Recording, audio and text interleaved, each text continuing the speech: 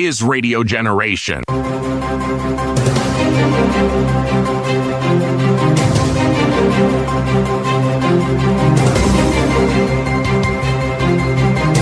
This is the Radio Generation News.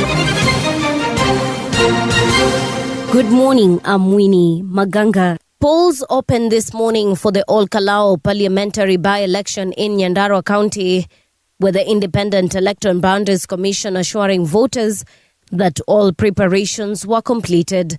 According to the IBC, voting begins at this hour and will end at 5 p.m. with all voters in the queue by closing time allowed to cast their ballots. The commission has urged voters to carry their national identity card or a valid passport, saying these are the only documents accepted for identification at the polling stations. The Kenyan government has secured 207 billion Kenya shillings grant from the United States to support the country's health sector. The money will help strengthen healthcare services, support the Kenya Medical Supplies Authority and the Digital Health Agency, and fund programs to fight malaria, HIV and tuberculosis, while improving the supply of medicines and medical equipment across the country. Here's Health CS Aidan Dwale. We can comfortably say that we have now a visibility, a resource that comes through the National Treasury that is factored in, is visible in the budget. Accountability by the Auditor General is seen. And as you said, we must make sure that the taxpayers' money, the U.S. taxpayers' money, is accounted for every dollar and every shilling, the way we also account for our money, as we plan for 5 years exit and we take care of our health care. Kisii Senator Richard Onyonka has called for stronger migration laws across Africa to help address the cases of xenophobic attacks. Speaking in the Senate, Onyonka urged the Kenyan government to remain vigilant, warning that the anti-foreigner sentiments targeting people from neighboring countries are beginning to emerge in parts of Kenya and should be addressed before they escalate. The issues which have been raised, Mr. Speaker, as to why South Africans are chasing the other Africans, we are not looking at them. Is it a matter that we are mishandling? Because we think that when South Africans are talking about we don't want these people in our country, do we simplify it and look at it as either a black against black issue, or is it a South African against other African countries issue? Mr. Speaker, I think even in our country, I have listened to very many individuals in private voices and private sounds discussing about how immigrants have moved here. You will quietly listen to Kenyans discussing how the Rwandese and Burundians are now the ones who are fixing our ladies' hair. A special police team has launched an investigation into the killing of a provincial leader of an anti-immigration group in South Africa. Police confirmed that Andile Mvulyewa, the Gauteng provincial leader of March and March, was shot outside his home east of Johannesburg earlier this month. He later died in hospital from his injuries.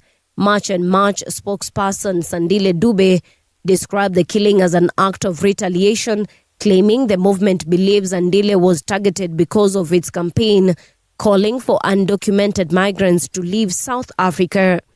And that's the truth on Radio Generation. Good morning, I'm Winnie Maganga.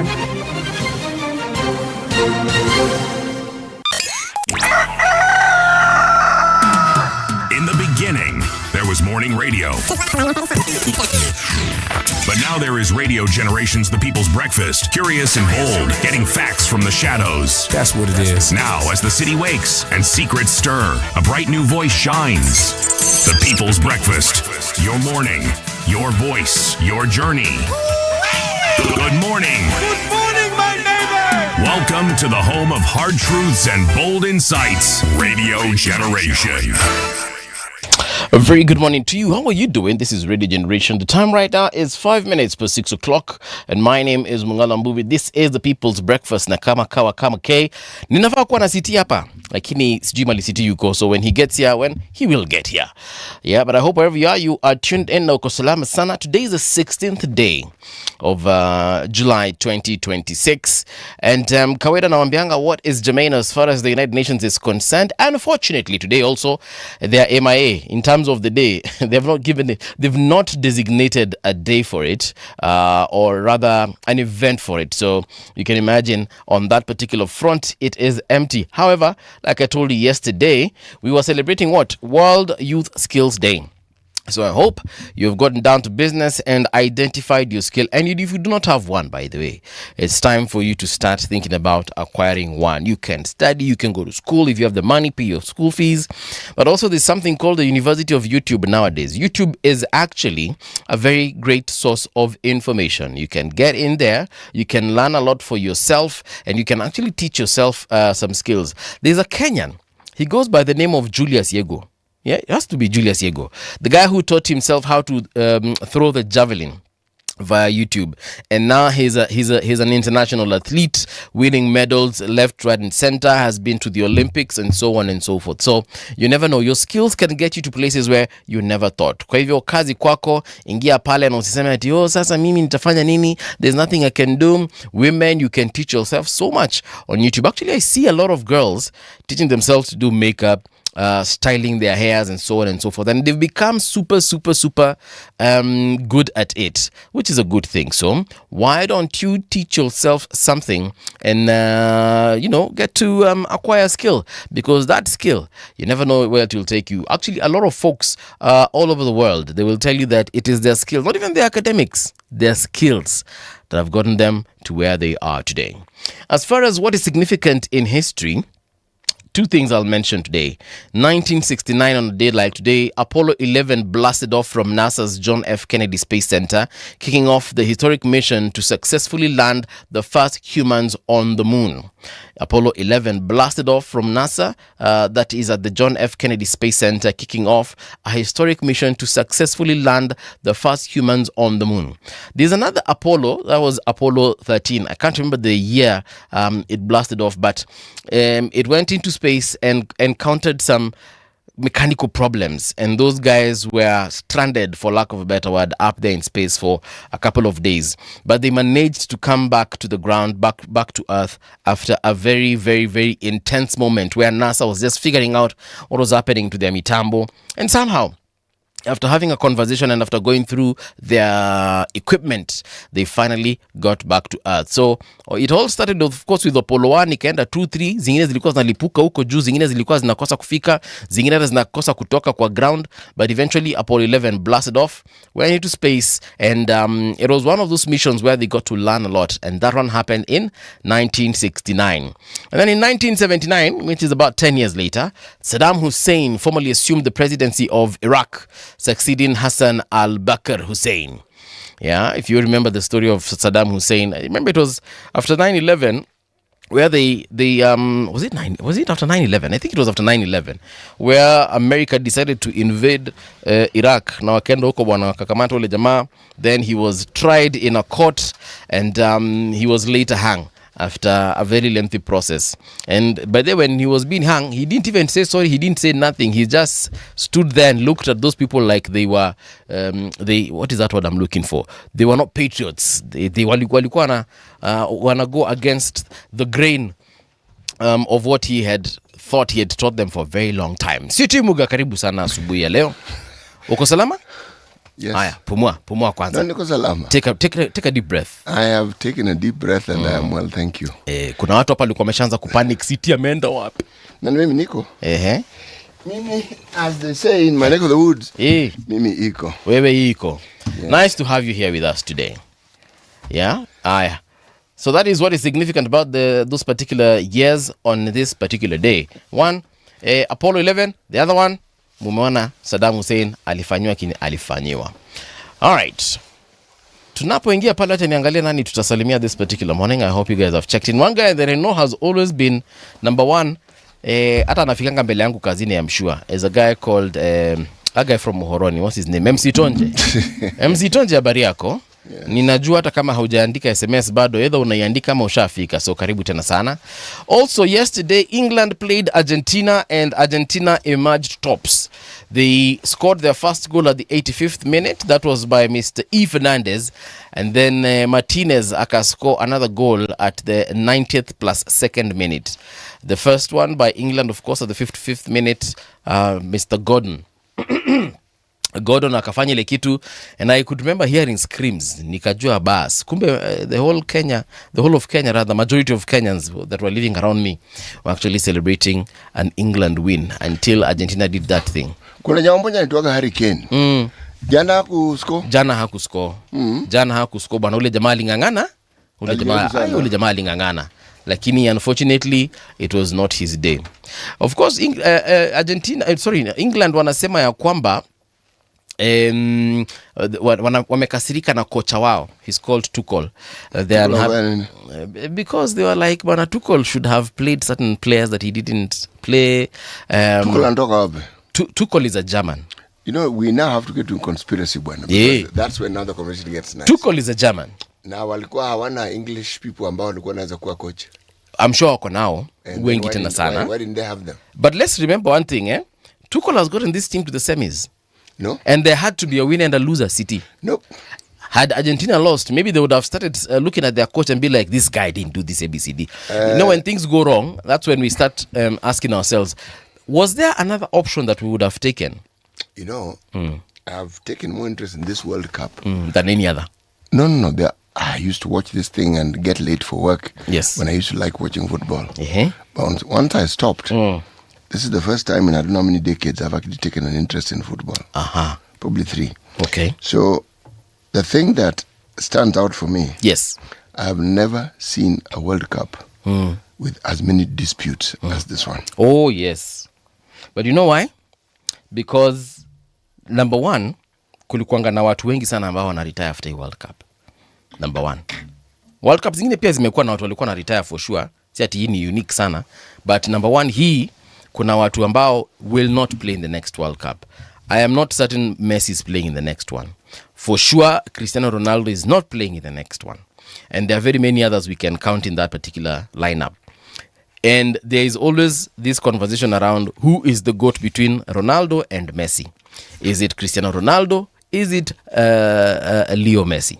So kumekuanga na, ndio maana hii World Cup imekuwa very, very, very, very, very prominent. No, that's not what I was referring to. Okay. Goat or no goat, sheep or no sheep, that one doesn't bother me. Mouse or no mouse. Nah, that one, whether they are rodents or mammals. Yes. No. It's officiating. Right. It was iffy to death in some instances. And the iffiness seemed to focus a great deal on the African teams. It's like there was a concerted effort to make sure African teams don't go beyond a certain point. Yeah. Yes. From my understanding, because these goals were scored in close proximity, 85 minutes and 92nd minute. Any difference here, 7 minutes. Hawa watu waliamua kuweka pressure. I didn't watch this game, but someone who watched it was telling me that in that particular minute, the last minutes rather, hii game ilikuwa inachezwa hiyo goal post ya England hapo. You know, my reference point is not to these teams. Yeah. So what I'm trying to say is, at this point, I wouldn't blame FIFA. At this point, I wouldn't even say FIFA had, or rather the referees, had a hand in the loss or win of Argentina. Yeah. All I can say is, hii game, the last minutes, kulikuwa na pressure, and the best team won. Okay. By the way, I'm also an England fan. Me, I'm actually not an England fan, but since we were choosing sides, I chose England. So once in a while, it's important to support the colonialist. Yes. Ni vizuri.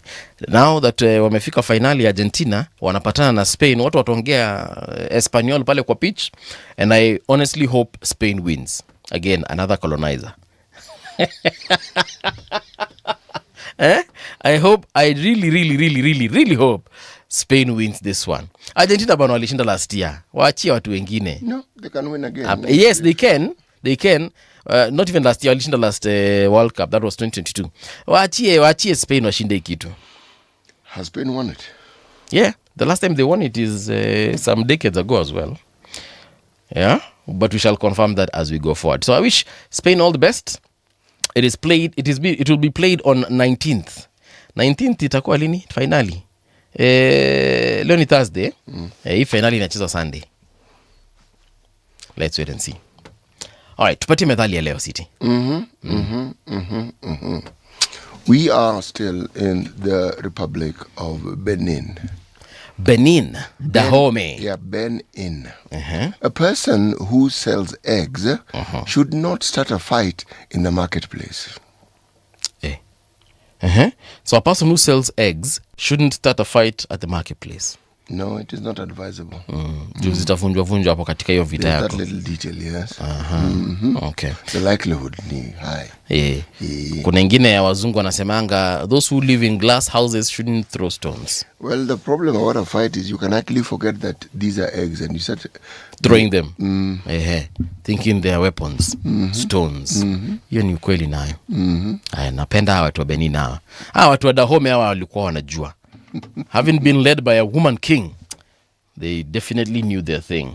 Wacha nisalimie wawili watatu before we get into the convo. John Mutua saying good morning RG Qatar, niko tuned in, happy to see my love brother. Okay, Bewot Boaz amesema good morning CT movie and fellow RG fans tuned in.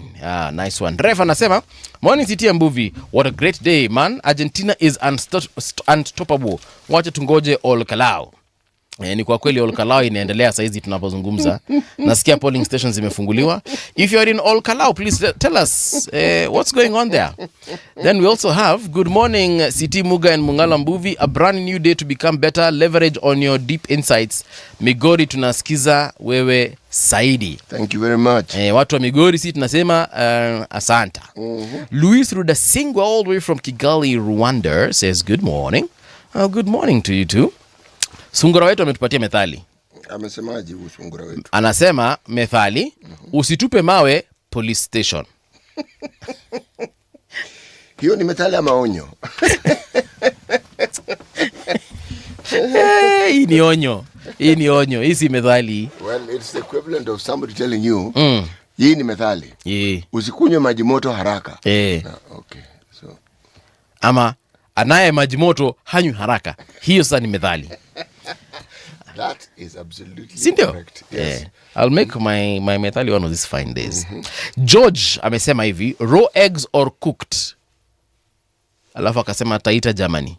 What we do? Yes. It's a guy called Taita. George Taita Kenyan. George Taita is my friend. Okay. And he works and lives in Germany. Yes. He said raw eggs or cooked. George, Taita Germany. Fried George. Fried, eh? So don't, if you're selling fried eggs, don't start a fight in the market. All right. Let's be more reasonable about this. Scrambled. Yeah. Whatever it is that you put in that cup, take it in moderation. George, how are you? It's good to hear from you. All right. Let's get into radiogeneration.co.ke, and this is what is currently making headlines. WHO and UNICEF report links vaccine shortages to falling child immunization. WHO, UNICEF report links vaccine shortages. You know what? Let me just read this story. Read it. By all means, ndio tuelewe. Maybe kizungu yangu ndiko off. Years of vaccine shortages have left Kenya struggling to keep routine childhood immunization on track, with a new WHO and UNICEF report showing thousands of children missed life-saving vaccines and are now at greater risk of preventable diseases. The latest estimates released by the WHO organization and UNICEF show childhood vaccination coverage in Kenya has declined since reaching its highest levels in 2021, with repeated shortages disrupting immunization services over the past 5 years. The biggest drop was recorded in the rotavirus vaccine, which protects infants against severe diarrhea and vomiting. Coverage for the final dose fell from 95% in 2021 to just 29% in 2022. The report attributes the sharp decline to prolonged vaccine shortages, stating program reports 9.8 months vaccine stock at national and subnational levels. Okay, so there's a vaccine shortage basically. In short. Yeah, long story yani, tujue there's a vaccine shortage. So what are we going to do about this? I don't know. I hope the government is doing something about it. Next, tuangalie. Maralal Bishop suspends 7 priests after 4-year probe. What did the priest do? Mambo na pombe, mambo na sex, mambo na acha tusome usikie. The Catholic Diocese of Maralal has suspended 7 priests as Bishop Musugut Joya moves to tighten discipline and overhaul the running of the church following years of internal investigations, audits and consultations that exposed serious challenges within the diocese. In a 4-page pastoral letter dated July 12th, the bishop said the decision follows nearly 4 years of reviewing the state of the diocese after he assumed office in October 2022. The review, he said, pointed to financial, administrative and pastoral problems that required immediate action to restore accountability and proper leadership. Now, Bishop Joya said he took over a diocese facing numerous difficulties and quickly began putting measures in place to address the situation. So Maralal iko Samburu, si ndio? Yes, it is. I remember seeing this in the news. So inasemekana watu bwana walikuwa wanakunywa pombe sana hata wakiwa kule kwa nyumba zao, engaging in physical activity, intimate activities with women and so on and so forth. So he was like, hey guys, now this one kidogo imeanza kuwa ngumu. So yeah, so they have been relieved of their priestly duties so they can probably focus on other extraneous activities. Because yeah, nasikia kuna wengine mpaka kuna watoto bwana. Yeah, so but I know of a priest huko mtaani kwetu. Catholic priest. I'm Catholic, so oh no. No, when you talk of priest, I'm definitely not talking about a Hindu priest. No, I just want to confirm. That's it. Siongeji ya Kalasinga. Hii ni 100% Catholic. All these Anglicans, Pentecostals, those are also priests. Okay. Yes, so I just wanted to confirm. That's Sawa. My umeni enlighten, nimeshukuru. Yes. But yeah, so this priest, once in a while, he will pass by the Kajoint, because there's a place where I like having nyama choma. Once in a while, he will pita there. Pia ataitisha kanyama choma kake, na kanini baridi, anapatiwa anateremsha, alafu anatuambia bwana awe nanyi, na sisi tunamwambia awe pia nawe. Na anarudi kwa shughuli zake. And life goes on. Yes. I even know his son. Yeah. And life goes on. He was actually working in one of the shops around hapo kwetu. The son, that is. Na life inaendelea. Na anakuja hapo anawabariki na mnabariki, mnapokea baraka zenu. It brings to question yes. The celibacy that is required by certain orders. It would be an interesting subject to discuss. Yeah. But hiyo tutaleta. By the way, in case watu wanashangaa ambao si wa Katoliki, hakuna mahali kwa Biblia imesemekana that priests shouldn't marry, but the Catholic faith they decided not to. So it's not a crime. No, it is not a dictate, it is not a requirement. But St. Paul suggested that he wished men would be like him. Meaning he himself never married. Yeah. And he said it gives you focus. Yeah. You don't have, according to him, distractions. Well, there are those who call these things distractions, but there are those who call them the building blocks. Yeah. Because that same Bible talks about what it is that a priest should be. Okay, he must be the husband of one wife, so he must have disciplined children. So you're right.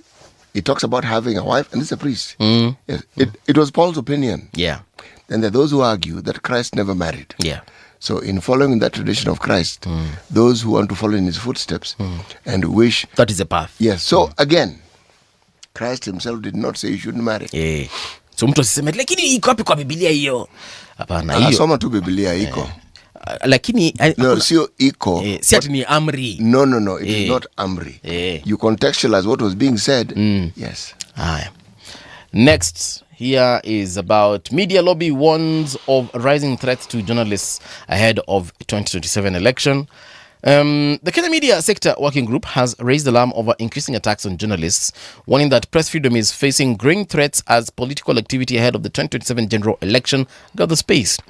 The umbrella body, which brings together leading media associations in the country, said journalists in Kenya and across the East African region are increasingly being exposed to intimidation, harassment, and violence while carrying out their work.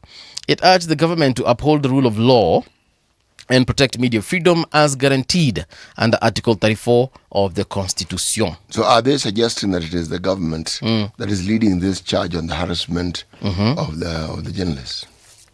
Well, it depends on which journalist you'd ask, because those ones from Standard Group will tell you yes, because they have been to events. They have been to events where they're intimidated by individuals purporting to support the government. So, kama kuna wakati walienda ni rally ya nani, wakaenda kukava wakanyimwa kuingia. Haya, kuna siku nyingine walienda sijui wapi wakakimbizwa na jamaa alikuwa actually majamaa walikuwa na bakora. So it depends which one you will ask. Now there's another one who was shot during maandamano. That was a stray bullet or was she, it was a lady, or was she targeted? So now you see, it depends on which journalist you ask. But given what the media does, yes, the media will have enemies. Very true. Because there are people who are loath to being told where they are going wrong. And in the same breath, there are individuals who think that they support the government of the day by opposing, threatening, bullying, harming those who they deem to be against that particular government. Yeah. Yes. So, again, the media doesn't set out to be against anybody. Yeah. They may get a little excited sometimes and say things that seem aggressive. It's a style. It's a reporting style. Yeah. Yes. It's true. Yesterday I visited the family of one of the folks that died in the Bagathi accident, the Raila Odinga Way accident, where gari lipanda pale kwa footbridge ile ya pale Riara University. And they were not happy with how the death of their son was reported. He was one of the passengers, he wasn't the driver. And they were not happy with how the story came out. Remember, there's a guy who was interviewed and he gave some kind of rundown of events. That he was talking about what he saw. Now, again, they feel like the way that story was reported, it didn't come out. Number one, it wasn't really factual. They don't even know this fellow.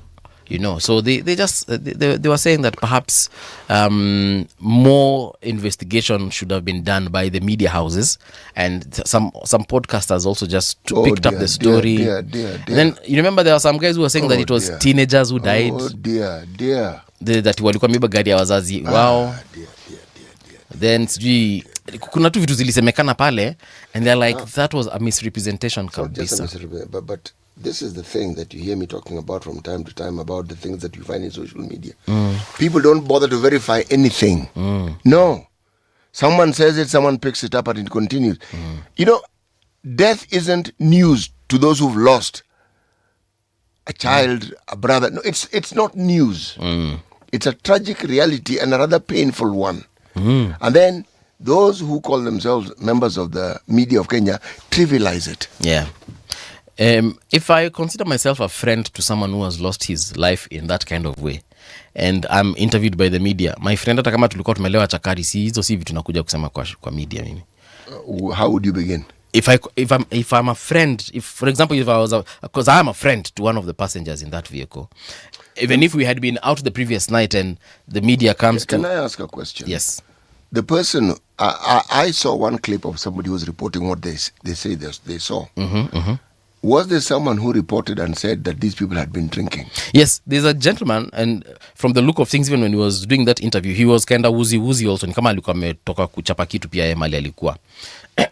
And considering this accident was hours earlier on, this guy was still drunk, in my opinion. So when he was being interviewed, he said that tulikuanga mahali, tulikuwa tunafanya hivi, and then watu akatoka, mimi nikachukua pikipiki nikaenda.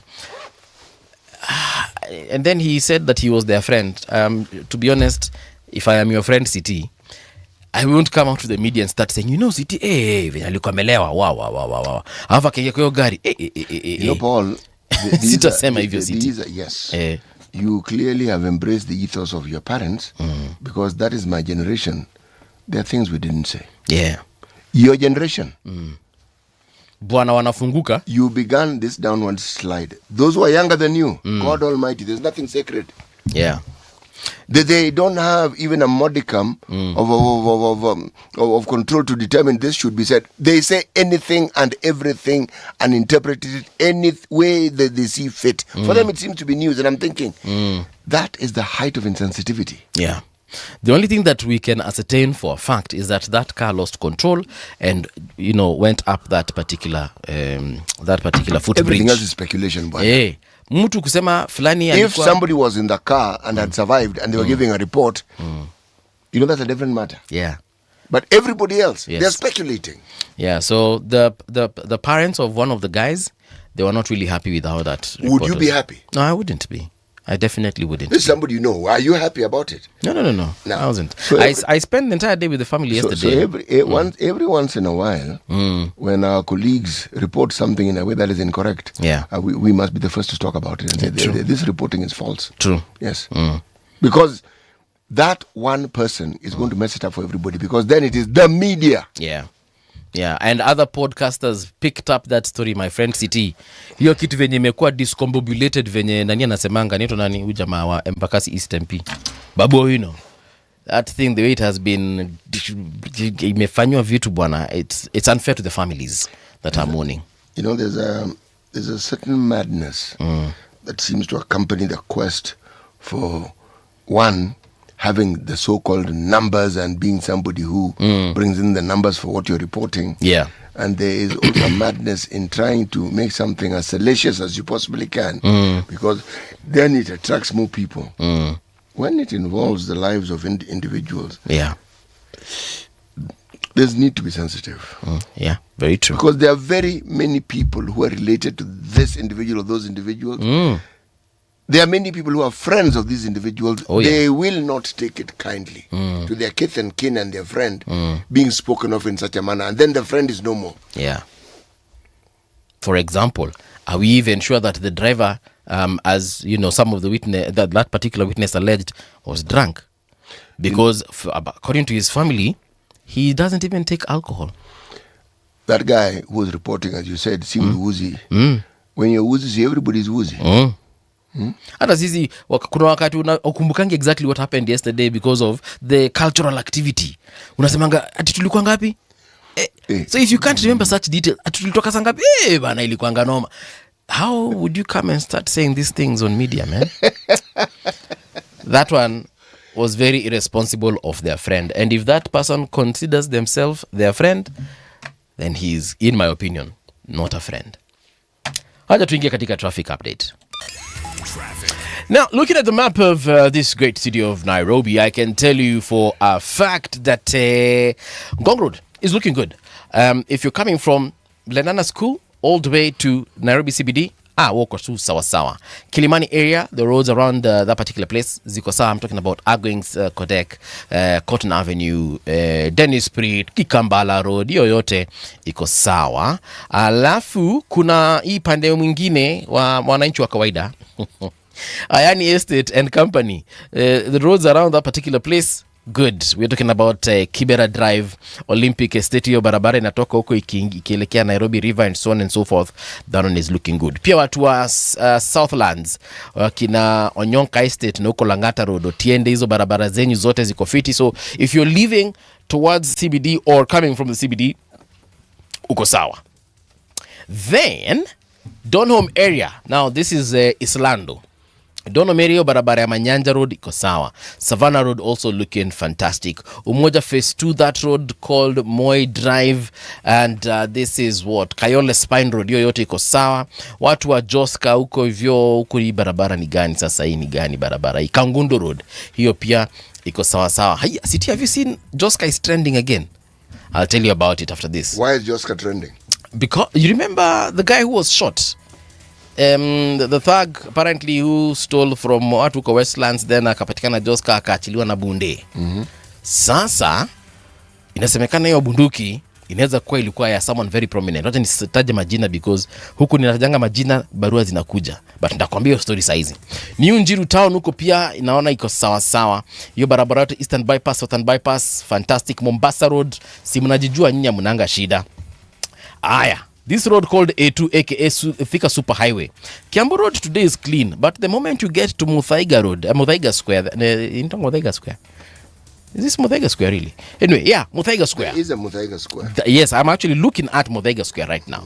That stretch coming from Utalii Hotel, getting all the way past Pangani, traffic. Lakini si mnajonga ni kawaida, but iko sawa sawa. Hiyo ni maximum 5 minutes delay. Then we fly all the way to Mombasa, Mombasa County. Mombasa County tukiongea juu ya Makupa kule Tuda, Tomboya Road, Shimanzi, Moi Avenue, barabara zenyu zote ziko nywe, lakini leo naona mahali kuna ka traffic kidogo ambako sijazoea. Hii ni New Nyali Bridge. What's not happening here? Actually Kengeleni leo hamna shida yote. Hapa New Nyali Bridge ndio kumeshikana, kuna msongamano wa magari. La zaidi hapo mnasonga vyema. Ukiona kitu barabarani na ambacho nafaa kujua, tafadhali tupe neno pale katika WhatsApp ama social media spaces zetu zote. Traffic on Radio Generation. So until that story is verified, I'll tell you off microphone. So when tukienda TV news, niambie nikwambie, alafu nikwambie story, alafu tuseme vizuri. The front page of the gossip newspaper, the Nairobian. Holy cover up. Priest's secret son church hid. Si nimetoka kuongea juu story saizi alafu mkaipublish. Anyway, they are calling it the hidden heir. Behind the priestly robes, funeral honors and vows of celibacy lays a secret that survived the grave. It took one determined mother, 3 successive bishops, and a decade in court before a judge finally recognized the child at the center of the inheritance dispute. Now, this story is on page 4 and 5. I don't know why people think priests are superhuman. Imagine they are not. It's not only that. I remember reading some times back. Yeah. A section of priests within the Catholic Church had determined that they will remain priests, but they will marry. Yes, kuna watu walijitenga by the way. Yes, and they started their own thing. Yeah, walisema bana hii. Unajua Legio Maria? Yes. Sio dini. Najua Legio Maria. Unajua alitoka wapi? Openja kwangi Legio Maria? No. Oh. Openja nafikiri ni dini ya Msambo. Okay. Yes. Yeah, walitoka wapi lakini? Yeah, Elijah Masinde. Aha. Yes. So kama si hiyo, ana belong to kanisa ambayo inaitwa Gwekas. Oh, Gwekas, yes. aka Quakers. Yes. All right. Friends Church. Nafikiria. I know their HQ. Actually, the HQ is opposite our office. It's on Gong Road. Yes. You're an Anglican. Sasa umeruka Legio Maria leo bro. Amekuja hapa kutuchapa. Usidelete social media posts zetu. Don't stop the live stream, my brother. Openja amekasirika. Kwani kukua Legio Maria ni mbaya city? No. I think it's the dini ya Msambo that he was complaining about. Oh, there's a problem with the dini ya Msambo. To the breakaway churches. So wait, which one came from the Catholic Church? See Legio Maria. Oh, they did. That's why they wear those priestly the breakaway robes. church from the Anglican Church among the Luo nation is a church called Nomea. Yeah. Nomea is actually directly translated as I was given. Yes. Okay, but among them, there are, first of all, my neck of the wood, where I come from, the number of churches. Yeah. You mean and Muhoroni? Breakaway. No, the larger Kisumu County. Okay. There's one particular one that I had a grandfather who belonged to. Yeah. And they had a leader called Ondeto. His claim to fame was that when you died, he personally took you to heaven directly. And yes, and he was called Polo Piach. Okay. So he was still here, but he would take you to heaven. I met him myself. Did he take you to heaven? When that grandfather died, he was reporting to the congregation that they shouldn't worry. He had escorted him and the guy was in heaven. Yeah. I have never seen a congregation laugh so loudly. And this is a funeral. People laughed. They found it absolutely humorous. They figured, what is the matter with Where? I was a very, very young person then. Yeah. Not a child. Yeah. I think I was around 17 or 18. Yeah. But I found that fellow quite amazing. Yes. Yes. Okay. And when I asked later Yeah. if this was my maternal grandfather's older brother, I asked, was this guy actually religious? Yes. I was told, yeah, he was religious. And I was told, which faith did he belong to? Some said he was Anglican, some said he had belonged to that sect. But anyway, so the issue of marriage and the issue of children. Yeah. Again, It's not a big deal, boy. The Anglican Church split from the Roman Catholic Church. Yes, they did. Sawa. Okay. Every time people had a different view of how they should go about their faith, and the faith which actually led them to believe in the one deity. Yeah. Si ati kuna tofauti hapo. The ways and means of being a follower is where the differences come in. Okay? And if you know the history of how the Anglican Church was formed, Yeah. the Anglicans are actually Protestant Catholics. That's why they're called Protestants. The guy called King Henry VIII. Yeah. In those days, everybody who purported to be a member of the Christian faith Yes. knew Pope, knew mambo yote. This guy, Henry VIII, alikuwa na tabia kuoa bibi wengi. So I think he got one wife beheaded. I think she was called Anne Boleyn. And he wanted to marry another one. Pope akamwambia hakuna. Yeah. Not happening. He said that not happening. He said, okay. Fanyeni hivi. Hii dini wachana nayo. Yes. So, it's never that serious. Yeah, one is what? Yeah. Okay. So, holy cover-up is what they're calling it, eh? Billions, blood and betrayal. The 7 billion Mark II estate war. You hata tulisema last week. Then there is this story of Cape Verde or Cabo Verde. The underdogs the World Cup will never forget. Absolutely true. True.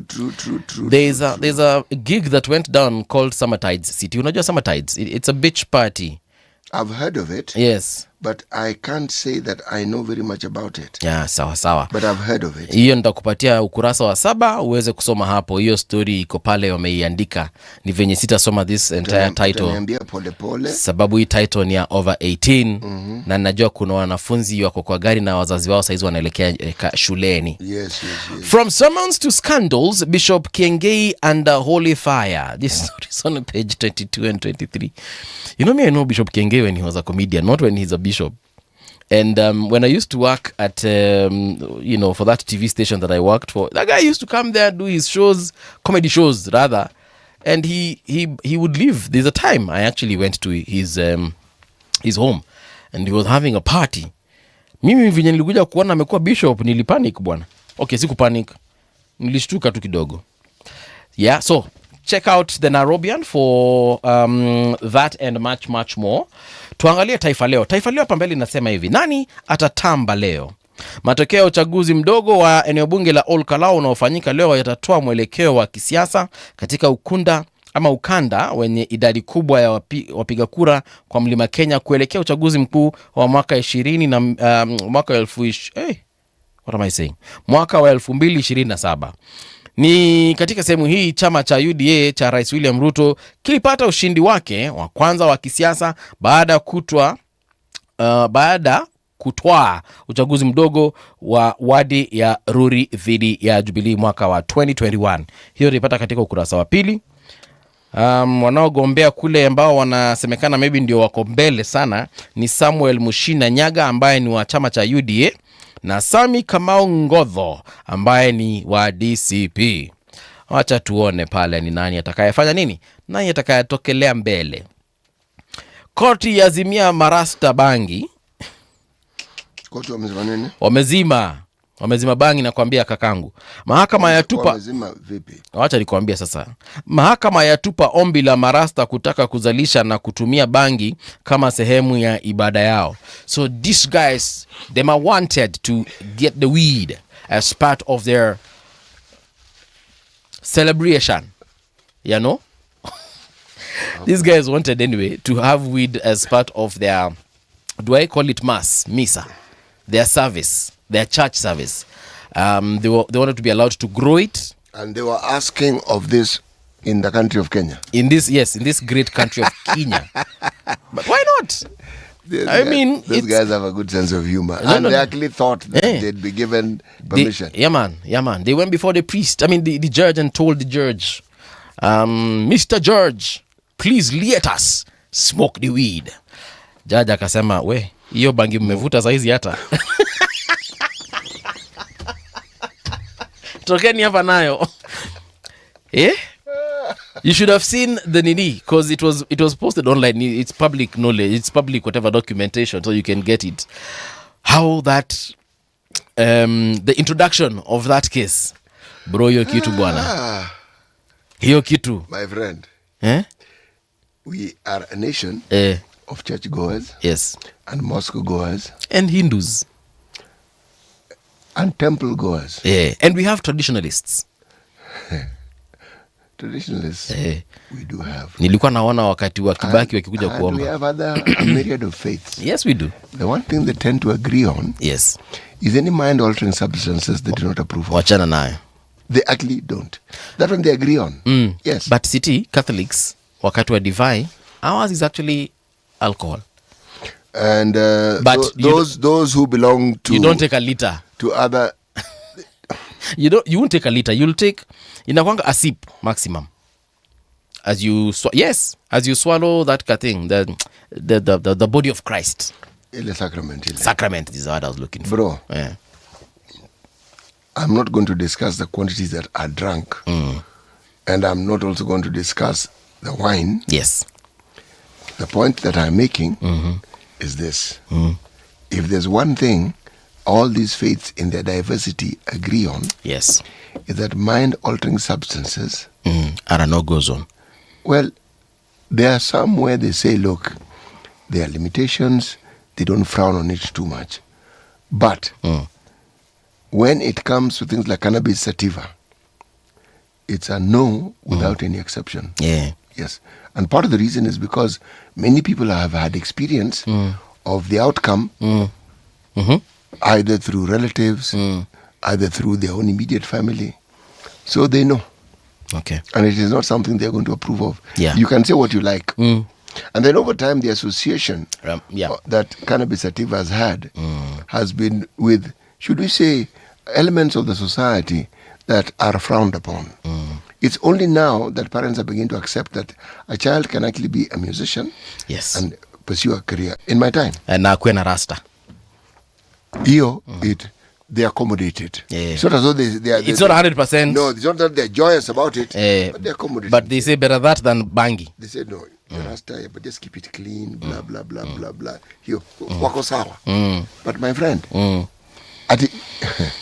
you wait and see when somebody brings up a bill to want to legalize bangi. See how that goes. Wajakoya is one of them. Wajakoya is an interesting fellow. Yes, he is. His mantra of cannabis, what it can do and so forth, that one made sense, and he had a serious following. The medicinal aspect of... Where he lost me was when he went to the hyena. Yes. And the cajones. And there was mention of the genitalia. That's where he lost me. He lost me there. Okay. Yes. I've had occasion to ask him. He said, no, that's not what he meant. Yes. All right. I said, okay. So anyway, them Rasta people have been denied their right to smoke the weed. Askofu asimamisha mapadri kazi, hiyo utaipata katika ukurasa wa 3, tumeiguzia kidogo pale. Alafu Iran yalenga mkondo mpya wa mafuta baada ya kutatiza shughuli katika mkondo wa Hormuz. Iran yaelekea bahari ya Shamu. Watu waache mchezo bana. Hiyo iko katika ukurasa wa 8. Mfu wa Shakahola afika Mfu wa Shakahola afika kotini. Mwanaume apinga ushahidi wa babake kuwa aliaga na kuzikwa. So this dead man came and said, guys, I am not dead. He resurrected. Mbappe akiri hali ilikuwa si hali kule Dallas. Uhispania ilifunza Ufaransa soka safi baada ya kuwatinga 2-0 katika semifinali. Daily Nation, front page. Rumble in the mountain. Registered voters 73,480. Polling stations 144. And the wards are only 5. President Ruto and his former deputy Rigathi Gachagua are relying on polls outcome to test their influence in the region. UDA clinched its first seat in the constituency in the 2021 Ururi ward by-election, with DCP hoping to bag its first parliamentary seat. A loss for UDA will be seen as a no-confidence vote against Ruto's rule and cement the view he has lost support in the mountain. Heavy spending, including showering residents with government-branded gifts and cash handouts and violence, marred the campaigns. showering them with gifts and violence. Heavy spending, including showering residents with government-branded gifts and cash handouts, and violence. Mad campaigns. Well, the government-branded gifts make sense. So that you don't mistake it as being given by somebody else. Yes. 164,000 children miss life-saving vaccines. Tumeguzia pia. Tukasema that there's a shortage of vaccines. Why is there a shortage of vaccines? I don't know, man. Is it that the producers haven't produced enough? No. Or the producers are business people, and if their business is producing because according to this story on page 10, they're saying a new report shows that more Kenyan children had zero-dose status last year, meaning they did not receive a single vaccine. Some 133,000 children missed vaccines in 2024, and the figure increased by 31,000 last year, according to the WHO and UNICEF report.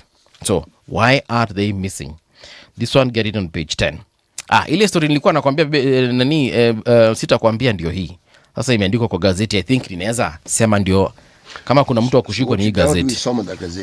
Sasa wamesema mention the gazeti, please. It is the Daily Nation. Let me be very clear. The Daily Nation has said this, not Paul Mongala Mbuvi. On page 12. Judges missing pistol linked to violent crime in 3 counties. Oh dear. Court of Appeal Judge Agri Muchelule's missing firearm has been linked to an attack on restaurant patrons in Westlands last weekend and other crimes in Nairobi, Kiambu and Kilifi counties. This story is on page 12. So hivi ndivyo imesemekana kule kotini. That he was called, rather not by the court but by DCI, and the statement that alipeana alisema hivi, hiyo gun alipoteza last year and he reported it. So hapo kwa reporting ndio hatujui, but gun yenyewe ilipotea last year na ilikuwa kwa nyumba yake the last time he saw it. So he noticed it was missing when he was renewing the license for the gun. That's when he went to check the gun. Unasemanga acha niende ni confirm serial number ya gun, niandike pale kwa makaratasi ya licensing. They realize, wase, sina gun. Yeah. In this country, that is a serious matter, by the way. It is very. How does a gun get lost in your home? Guns don't get lost, just like money doesn't get lost. Somebody takes them. Yes. So who took it? Okay. Is it your spouse, your wife? Is it your children? Is it your domestic worker? Right. Could you have given someone and you forgot? Yeah. Focus on producing work-ready graduates. Kenya is reshaping its skills development system to produce graduates who are ready for work. Hiyo iko on page 11. Right. Last paper, standard front page, wanasema hivi. Rigathi versus Ruto. D-Day in Kalou. More than 1,000 police officers have descended on Kalou as voters head to the ballot after weeks of violence. Sorry, read that again, please. Over 1,000? More than 1,000 police officers have descended on Kalou as voters head to the ballot after weeks of violence, alleged vote-buying claims of state interference and accusations of bias against the IEBC. While the Electoral Commission insists the unprecedented security deployment is meant to safeguard the integrity of the vote, the opposition sees intimidation and selective enforcement of the law. The mini polls has become more than a contest for a parliamentary seat.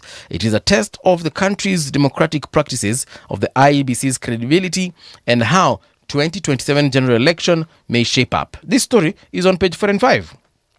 Na kama kawaida, Samuel Mushina Nyaga of UDA has been pictured here, and Sami Douglas Kamau wa DCP amewekwa pale. Yule wa Jubilee kwa wapi? Over to you, City. It's over to me. Why is it over to me? Sababu wewe ndio mtu wa kusoma Business Daily. Lakini niko na swali. Kwani yule wa Jubilee sio candidate, mbona hamweki hapa? I don't know, man. Ama Jubilee walijitoa kwa ile kiki. I don't know, man. Kwa kikibizi. I don't know, man. Haya, ngoje tuone Kalou itakuwa namna gani. Look at the Star newspaper. Shall I? You shall. Yes. D-Day is again Kalou as voters decide new MP. God Almighty. You'd think it's a presidential election. Okay? It's just Kalou. Yeah. Voting procedure for the July 16th election. IBC has outlined a structured 7-step voting process. Yeah. Why Kalou vote is litmus test for Ruto Gachagua. Ati why the what? That one, last one? Why Kalou vote is litmus test for Ruto Gachagua. Ruto Gachagua is not one name. For Ruto, Gachagua. Okay. As in Ruto and Gachagua. All right. So. MP's order audit of Ketraco's project delayed for years. NEMA cracking down on toxic polluters, shut 405 discharge points. Okay, NEMA's working. CS Ogamba, Treasury delays driving education funding crisis. Ogamba has spoken. Yes, it's very good. Okay. Ogamba has spoken. Let me look at the Business Daily. Right. Nairobi is set to be Africa's largest megacity by 2050. Really? Nairobi is set to become Africa's largest metropolitan area. By 2050, overtaking megacities like Cairo and Lagos amid a surge in urbanization, according to projections by a research data visualization tool developed by OECD. This I don't believe. You don't believe why? I don't believe because those cities are already larger than Nairobi. So unless they've stopped growing. Okay.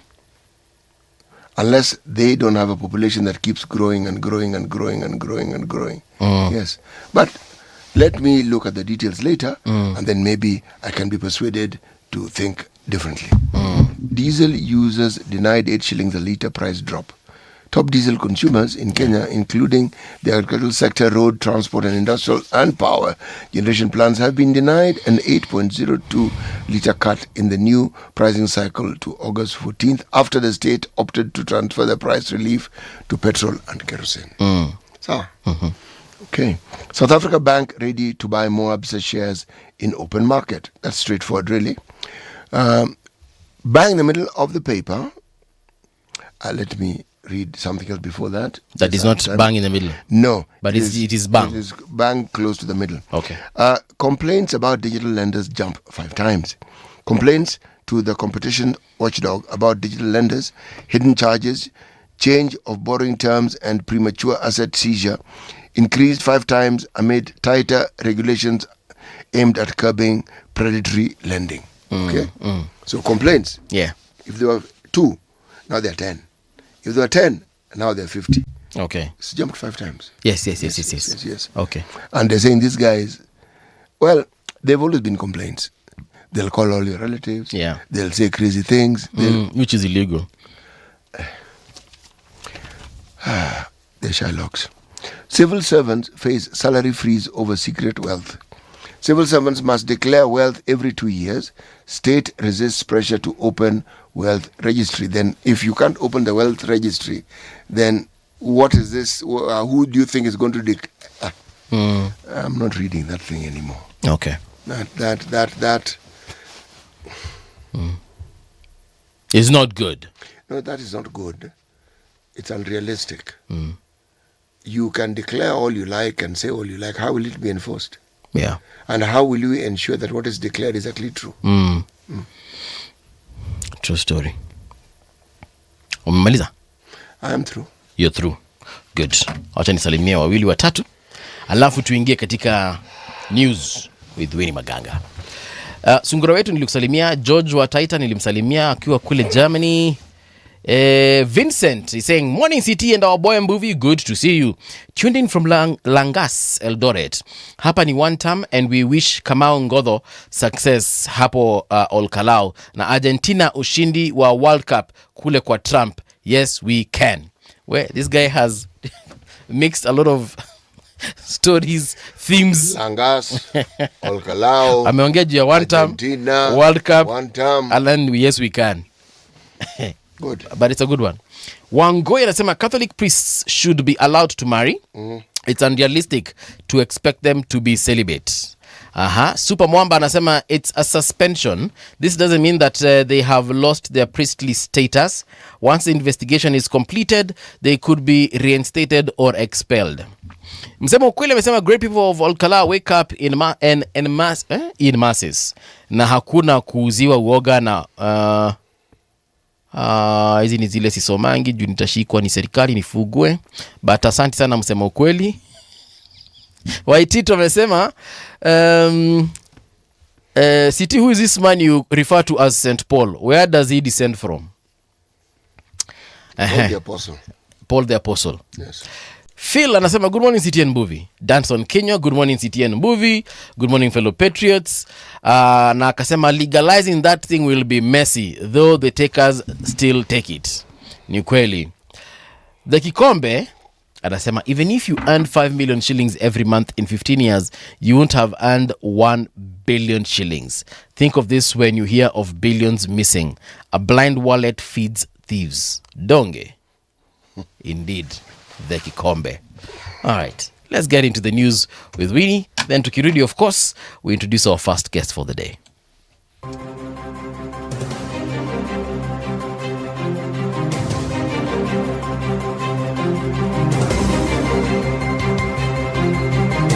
This is the Radio Generation News. Good morning, I'm Winnie Maganga. Polls have opened in the Kalou parliamentary by-election in Nyandarua County, with security heightened at polling stations to ensure peaceful voting exercise. The seat fell vacant following the death of MP David Kiarao earlier this year. Voting began at 6 a.m. and will close at 5 p.m., with all voters in the queue by closing time allowed to cast their ballots. The IBC has also reminded voters to carry their national identity card or a valid passport, as these are the only accepted identification documents for voting. NCIC chairperson Dr. Kefa Omae says the commission has already begun implementing a roadmap aimed at ensuring peaceful elections in 2027. Omae expressed confidence that the country will hold peaceful polls. Speaking on Citizen TV, Omae says the commission is focused on promoting good leadership, governance and national cohesion ahead of the general election. We have a roadmap that's yet to be launched. Once we get this launched, we have not had a commission since the third commission left office. We just came in. We picked it up from the former commission and began building on what the former commission had done, and even unpack much of the projects, the strategies which had been put in place, and we want to amplify that so that come 2027, we will have, and I want to assure Kenyans, we are going to have peaceful elections. The government has launched a major security operation to drive out bandits from Malaso Valley in Samburu, following a fresh wave of attacks in the area. Rift Valley Regional Commissioner Abdi Hassan says the operation will target criminal gangs, recover illegal firearms, and restore peace and security for residents in the region.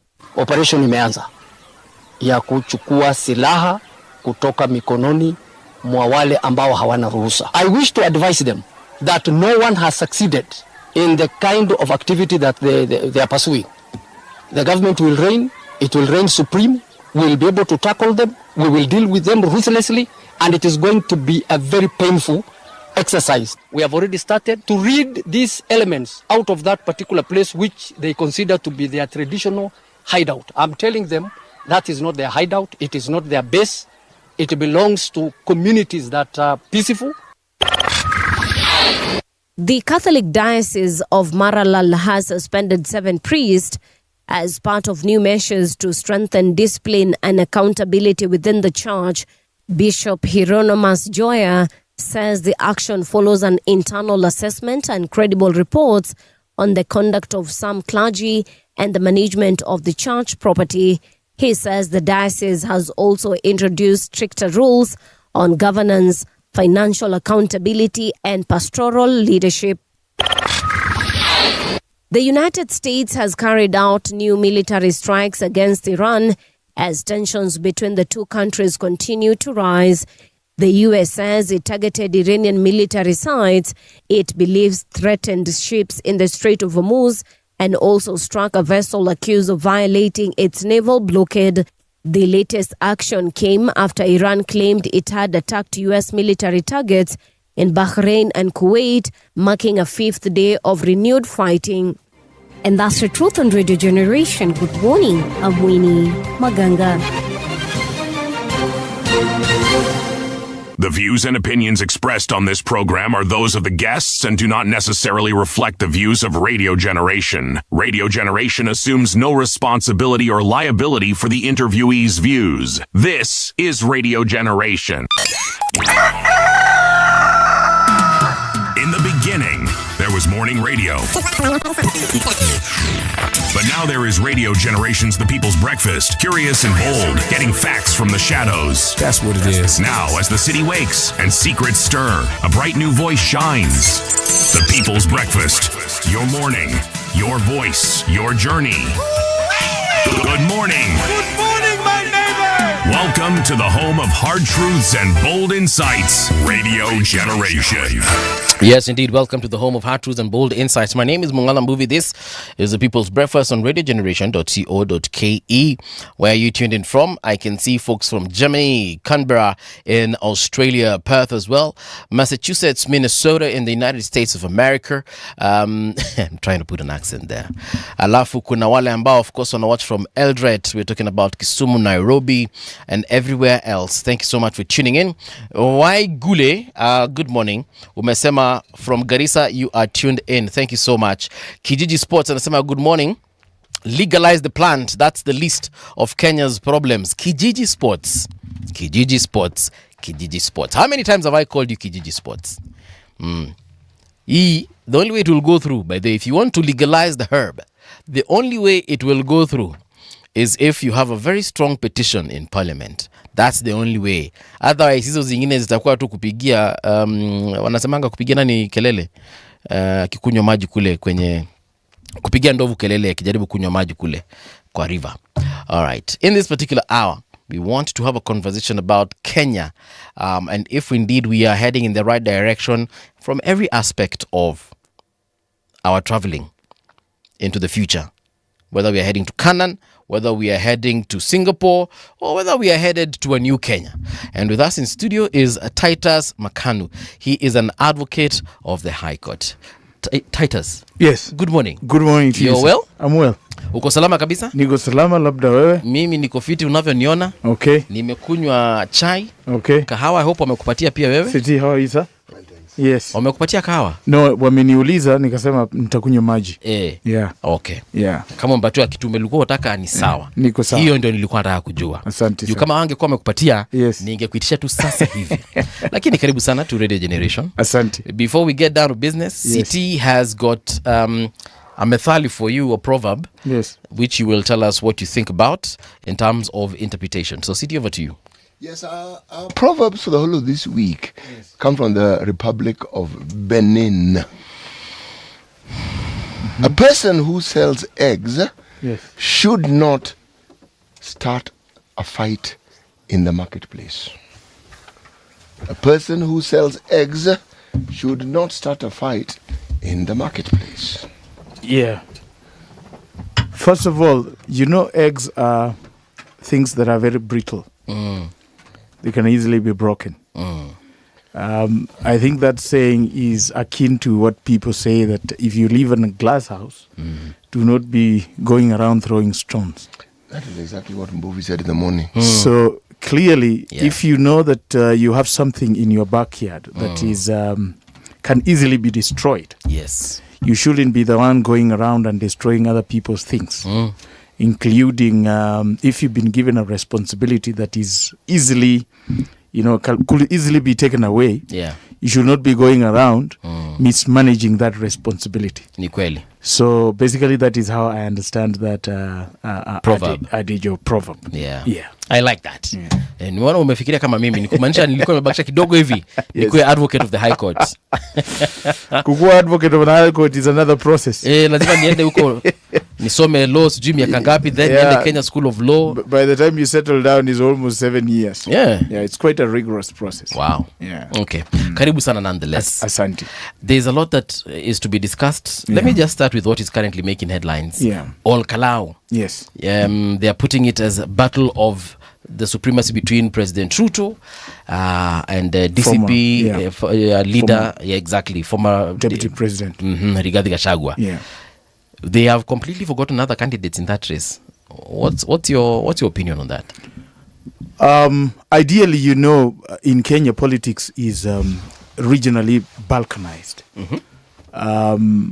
And we have to admit it. Politics is local in our country. So that's why you see there are areas, if you are opposite or you are trying to secure a seat against the grain, you end up being a laughing stock. For example, in Rift Valley, if you want to seek any political or elective seat, you must surely be within the UDM arrangement, UDA arrangement. Doing anything that is contrary to that, you'll just be wasting your time. And that has been how our politics is organized. So originally, All Kalou is within Mount Kenya region and Central Province, the former Central Province. And the impressions that are coming from the ground is that that area is largely occupied by DCP. A breakaway from UDA. Remember, in 2022, UDA was a very popular party in that region, and that's why you saw Jubilee, which is associated with the former president, could not get as many elected leaders as possible. UDA got a lot of elected leaders. Very true. So following the breakup between the former deputy president and the current president, he moved with a larger chunk of the support base of the president that was there previously. That's why you see the contest is now between the former deputy president and the current president, in order to assert that in reality who enjoyed the greatest support base in 2022. Okay. So it's a battle of political egos, I will say that. But when we look at it from the perspective of the larger country, Kenya, really, who would you say, in your opinion, is the biggest threat to a Ruto presidency? Of course, today, the person who is appealing to everybody across the board, without any tribal extractions, without any tribal affiliations, without the money factor, and without the conservative factors that have always affected our politics, is Edwin Sifuna.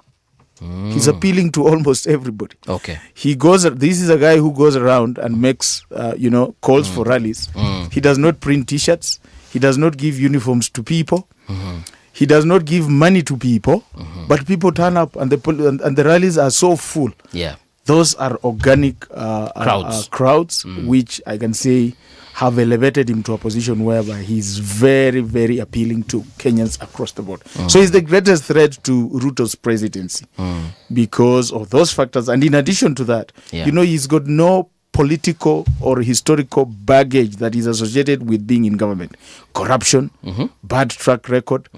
So if you put him here together with President Ruto, Ruto will have virtually nothing to say against him. And that is how he threatens his presidency. Yes. But the other folks also in that mrengo, wacha niite hivyo, mrengo wa opposition that perhaps also have a similar track record in terms of no corruption cases. They do not necessarily have a tribal inclination. They might not pull crowds, but that minus that, they more or less would fit in the same glove as Edwin Sifuna. Maraga is one of them. Maraga is quite a good presidential candidate, even though I do not understand why he has not been able to turn that goodwill that he has in terms of his performance track record into now the realization on the ground.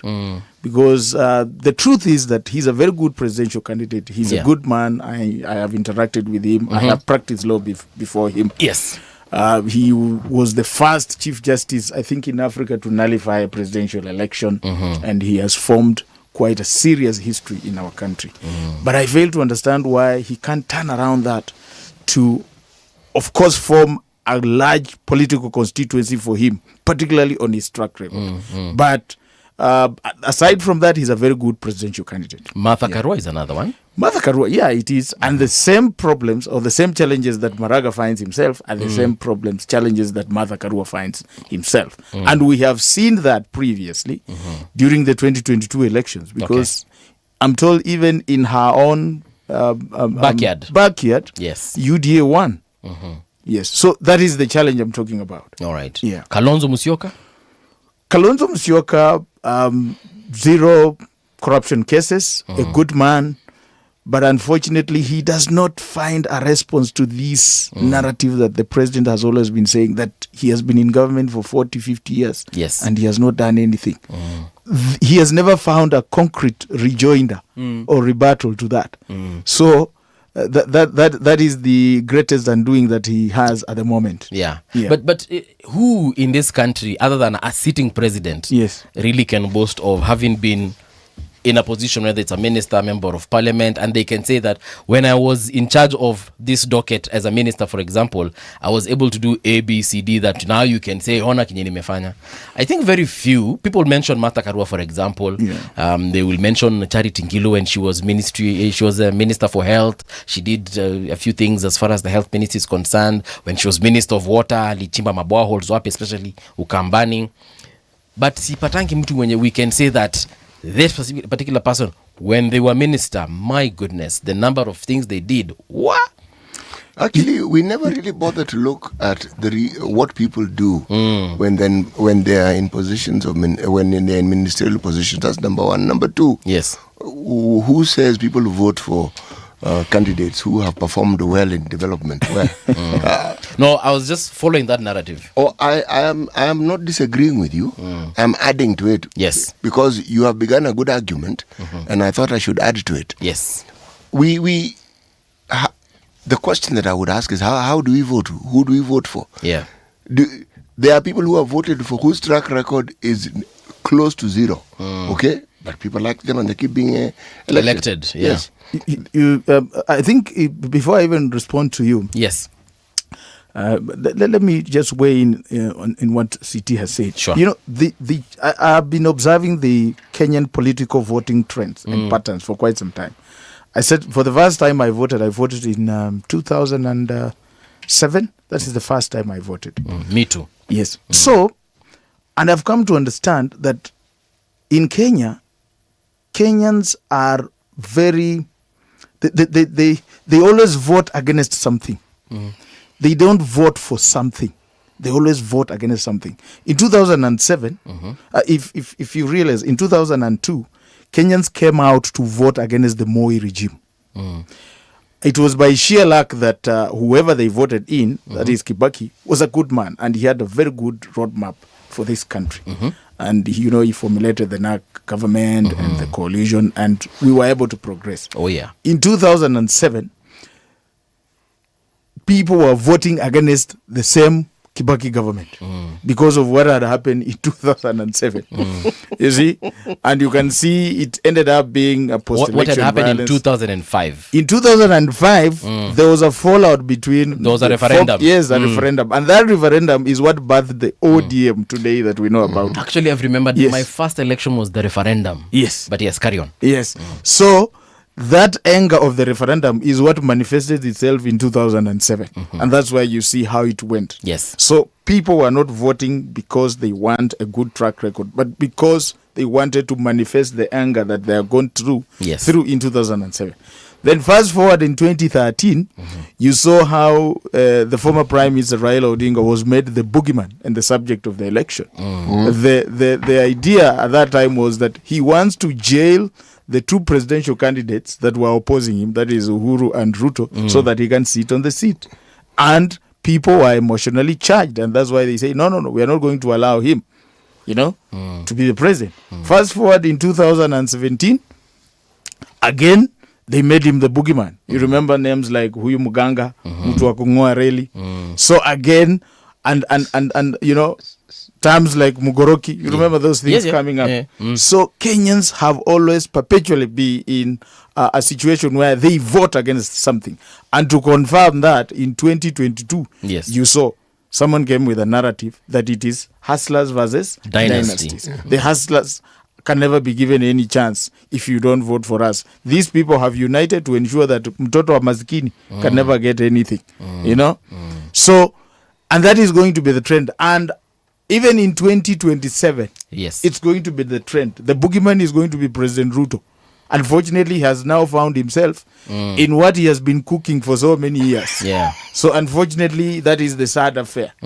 Now, getting back to your question. So the fire has caught up with him? No, it has. You see, right now he's going to test the medicine from his own chemist. Because remember, he has played a very key role in creating boogeymen all the way from 2005. He was together with Raila, creating Kibaki as the boogeyman. In 2013, he turned around and made Raila the boogeyman. In 2017 he did it. In 2022 he did it again. Combined Uhuru and Raila to be the boogeyman, the subject of the election, the dynasty. So this time round he has found himself in a very unfortunate situation, a purgatory situation, where he's going to be the subject of the elections, and he cannot blame anyone. That is the nature of our politics. And if you read the understanding, the mechanics around politics. If you want to succeed in politics, you must identify a subject. You must identify a subject and charge the crowd. It's the same as, if you want to get masses, they say that religion is the opium of the masses. So even in politics, you must identify a subject and run with it. Unfortunately, that is the situation. Is this narrative working though? It's working because we have seen it work in 2005, 2007, 2013, and 2017 and 2022. Actually, it has worked for the longest possible time. Correct. And be rest assured, in 2027, it's going to work. It has already picked up traction. That's why you see these people in the opposition, they concur on one thing, that Ruto is one term.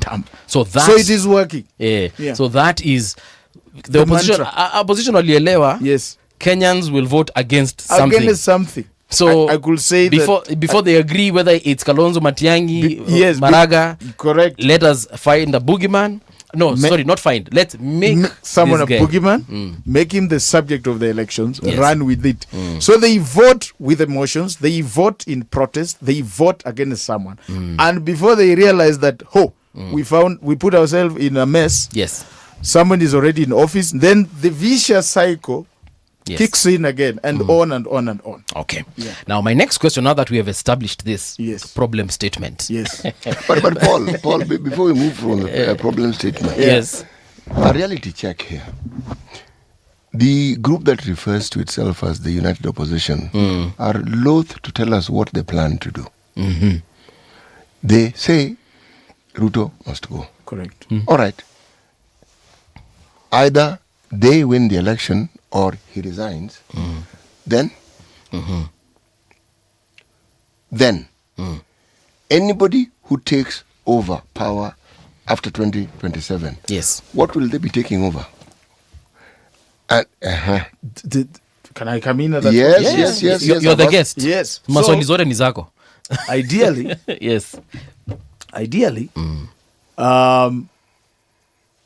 the people in the opposition, and of course, other than being an advocate, I will disclose that I'm a very senior member of Linda Mwananchi. I'm a very senior member of Linda Mwananchi. And we have been sitting and discussing within our circles. We have said that other than agreeing with the rest of the opposition that Ruto is one term, we must also tell Kenyans what is it that we need to do. But with abundance of caution, Ruto cannot ask us what we are going to do for Kenya. Because even him, when he was coming in, he was not telling Kenyans what he was going to do for them. He was simply telling them, hustler versus dynasty. Actually, he did. Fine. When he was going around signing charters with different people. He did. But all those things fell under his mantra that he wants to elevate the lower cadre to the higher cadre. Bottom up, yes. Bottom up. That was it. So he keeps on saying that the opposition are full of sloganeering. But bottom up, hustler versus dynasty, that was also a slogan. So even us at this point, we are not precluded from coming up with a slogan. Other Kenyans of goodwill and citizens, have got that duty, and I've got a right to ask, what is it that the united opposition, together with the Linda Mwananchi, are going to do for Kenyans? Should they remove Ruto from power in 2027? Yes. We have said, and it's very clear, from the point of view of Linda Mwananchi, yes, we do not want to promise Kenyans a lot of things. Because promising Kenyans a lot of things, that is the beginning of problems. You overpromise, then you underdeliver. The things that we in Linda Mwananchi are promising Kenyans, that we will give it as a priority. We want to strive as much as we can to make healthcare, if possible, free, so that any Kenyan can simply walk into a hospital using your ID alone. And you get treated. Yeah. The drugs are there, and so on and so forth. Hii namba ya SHA, Shifa, no, hizo let's just get rid of those things, because those complexities have been put in place so that, they steal money from Kenyans. Because if you ask me, or someone asks you, what was the justification of trying to scrap off NHIF and moving it to SHA? They keep on saying that it was riddled with a lot of debts and so on and so forth. Corruption. This is something that, corruption and debts, those are institutional challenges that can be sorted out, and an institution is reformed and you move forward. Okay. Secondly, we want to ensure that, education is free and compulsory, just the way Kibaki had attempted to do it 20 years ago, or more than 20 years ago. You see, thirdly, we want to ensure that our country is brought back to the rails of respecting the Constitution and the rule of law. The things to do with abductions, forced disappearances. Things that he also said. Yes, unfortunately. Unfortunately, when he got in, he turned completely and started doing what he did not, completely against what he was saying. Okay. But we are saying that we are not going to promise a lot. We must also tell Kenyans what is it that we want to do. Things to do with abductions, respect for court orders. Yes. So far we have got so many court orders that have been disobeyed. We have to ensure that respect for court orders is our forte. And most importantly, we must ensure that all the stolen public wealth is returned back to Kenya. And we will start it by ensuring that this fake debt, the odious debt that has been imposed on Kenyans, has to be audited. And if possible, we need to stop paying that thing. How do we know? And remember, the genesis of that is in the 10-point agenda. Okay. Which Baba himself, who was our leader, Linda Mwananchi broke away from ODM. Yes. Baba himself with Ruto agreed that they are going to audit this fake debt, and if it's established that actually it is fake, then we have to stop paying it. And how do I say that it is fake? Yes. When you request for statements, they can never give you.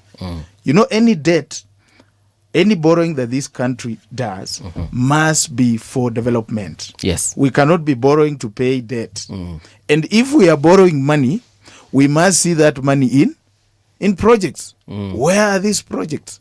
So far, we are talking about more than 6.5 trillion. Show me any project in Kenya that is worth 6.5 trillion. And most importantly, any borrowing must be sanctioned by Parliament. And before even Parliament exercise that right, there must be proper due process where public participations, Kenyans approve. So, if those tenets cannot be met, if we filter it through those tenets and it cannot be met, that debt can be declared to be odious or fake. That's why countries like, Mozambique, people went to court and they declared such a debt as fake. So we've got a prison, and they stopped paying. So this narrative of people telling us that, if you stop paying this debt, you're going to face, sanctions. No, that is a narrative that has been started by the same people. Is Mozambique facing sanctions for their, what happened was that the people who are involved in procuring all that fake debt, most of them have been jailed. Okay. Their properties seized. So that is the ultimate effect that is likely to happen even here. The people who are in the regime, when this money were being procured without following the due process, they should be followed. And also the lenders cannot escape liability. You see, in law, there is a doctrine that says an illegality can never be a legality. You see? The lenders knew very well that before you lend money, you must conduct out proper due diligence. Yes. What are you lending for? Know your customer. Know your customer. What are you lending for? Has the law of that country been followed, and so on and so forth. So if they also deliberately ignored those fundamentals, it is up to them. But what we can do as government of Linda Mwananchi in 2027, yes, we can try to assist them recover their money by telling them the people who stole your money or mismanaged your money. Yes, and they have got their properties here. This is where they bank. This is where they live. We can assist you with evidence as you prosecute the case. But we are not going to take these people to court. But there's progress in that particular, on that matter or issue related to that matter. Yeah. Because, yes, a gentleman who happens also to be the Kenyan senator for Busia, took this matter to court. Correct. And the court made a ruling on it. Yes. And they said the immediate former president and this current president have to answer. Correct. Yes. So it is not as though this is a matter that is hanging in abeyance. Yes. No, the court has pronounced itself on the matter. Correct. And that's just the beginning. Correct. Yes. So you can see already, contrary to the narratives that were there before, that it is impossible to be done in Kenya, that it cannot happen, that Kenya will fall into more trouble, that is not the correct position. The laws are there, procedure was not followed, and as Kenyans, we've got rights. So we've left it to that gentleman to do it, but we share the same positions with what he is doing in court. Okay. Because remember, we want to ensure that we salvage our country from this capture for a long time. Okay. Today, our biggest problem, why we cannot have free education, free healthcare, is because we are paying close to 2 trillion every year. Out of what we collect, we pay 2 trillion in servicing of this fake debt. So you can imagine if we rescue that money, that will be the Singapore that these people who do not understand what Singapore is keep on talking about. Titus, back to this issue of the performance of President Trudeau. Yes. Are we saying that for the 4 years he has been in power, hajafanya chochote? They are the obvious ones. Affordable housing, tunaona manyumba zikijengwa hapa na pale. There are counties that are reporting that their houses have actually been completed. People are moving in. We can see on the Boma Yangu website, people are being encouraged to do the uptick and so on and so forth. Again, SHA, as much as it is mad with problems here and there, people have been going to hospitals, they've been treated, they've been receiving medication and so on and so forth. So I can go on and just mention some of the things that that are reported in the newspapers on a daily anyway. So according to you, are we saying that he hasn't performed to the level that was expected, or he has not performed at all? What are we saying as far as performance is concerned? Show me anything that he has done without it being tainted with illegalities, corruption, theft of public resources, before I can tell you that he has done anything. You are the legal mind here. All right, let's start with you have made your pronouncements. Everything that you've mentioned so far, have the courts spoken on these matters and determined that they are what you're saying they are? Now, CT, in Kenya, courts can make pronouncements. But do you want to say that at all times courts are right? That's why we've got something called the Judicial Service. I am of the view that you do not get justice from the courts. That is my view. So you understand what I think about the courts. I agree with you, CT. In fact, out of my experience in studying law for more than, more than 15 years, I can tell you, and this is my opinion, upon understanding the justice system, it is designed to help criminals. That's my understanding of the law. I am a lawyer, and I can tell you the justice system was designed to help criminals. I'll give you a simple situation or a simple scenario.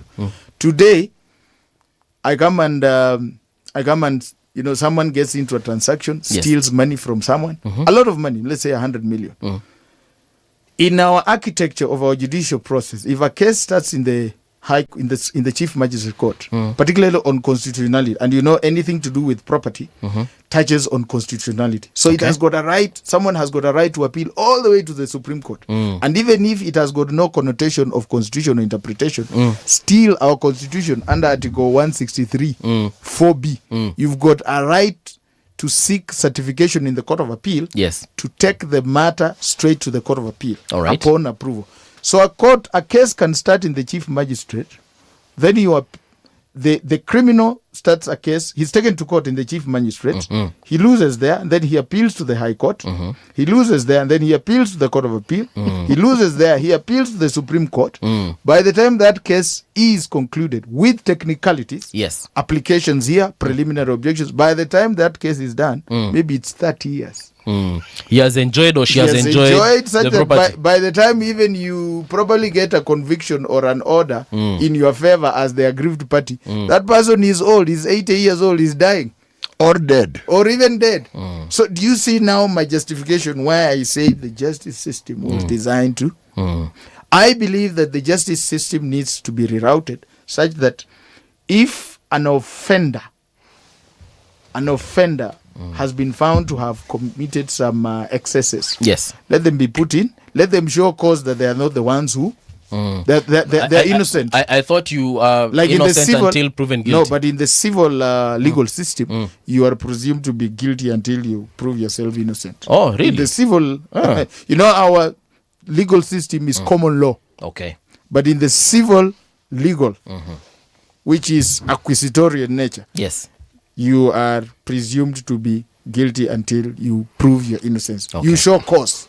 And that's why the US has been successful in, crushing drug menace, money laundering, and terrorism financing. Because when they get you as a criminal with stolen money, money that has been found from illicit activities, they simply seize the money and forfeit it to the state and invite you to court to show cause how that money belongs to you. Actually, not just your money, your property. Correct. As well. Correct. Then they leave it to you now to prove how this actually belongs to you. Yes, and to try and fast track your case in court. The burden is now on you. But right now what we have in Kenya and the legal system that we are using is that the burden is on the state at the behest of citizens. So you can imagine if someone has stolen public money, then the state takes them to court. It will take like 50 years. But let me ask this question. Is there any judicial system that doesn't have loopholes? It does have. Because the study of law, those who are diligent, and you sound like one of those legal minds who is diligent, they will not miss a loophole if they look hard enough. And the loophole may arise from the interpretation of it, the conjecture of what it is that they have spoken of, the contextualization of it. Those who have a quick mind and a good understanding and the length and the breadth of the law can do wonders with the law. Correct. I agree with you, CT. Just the same way democracy is the biggest fallacy of forming governments. No, Titus. Wait. Democracy as presented by the West. Yes. Democracy as presented by the West. Thank you for the correction. Yes, yes. Because you can see, and you've seen it. We've seen the manifestation of how our democracy presented to us by the West, how elusive it is to ensure that, to achieve that intended goal. Yes. I think all of us agree with that. So the same way democracy as presented by the West is full of, inconsistencies. Yes. The judicial system as presented to us by the West, because remember, our judicial system, we inherited it from England. Okay. So those are the problems that we have currently. Yes. You know what I like about places like China? They are very strict with statutory deadlines. Correct. For example, civil cases do not take more than 18 months from beginning to judgment. Like yes. Criminal ones, they take anything from 6 to 12 months. So if you're found guilty of a crime, my friend, inaisha within a year. Paul, I'm glad you brought up China. Yes. You see, their lived experience was under emperors, continuous emperors, and every empire is named after the season of a particular emperor. Yes. Russia wasn't that different.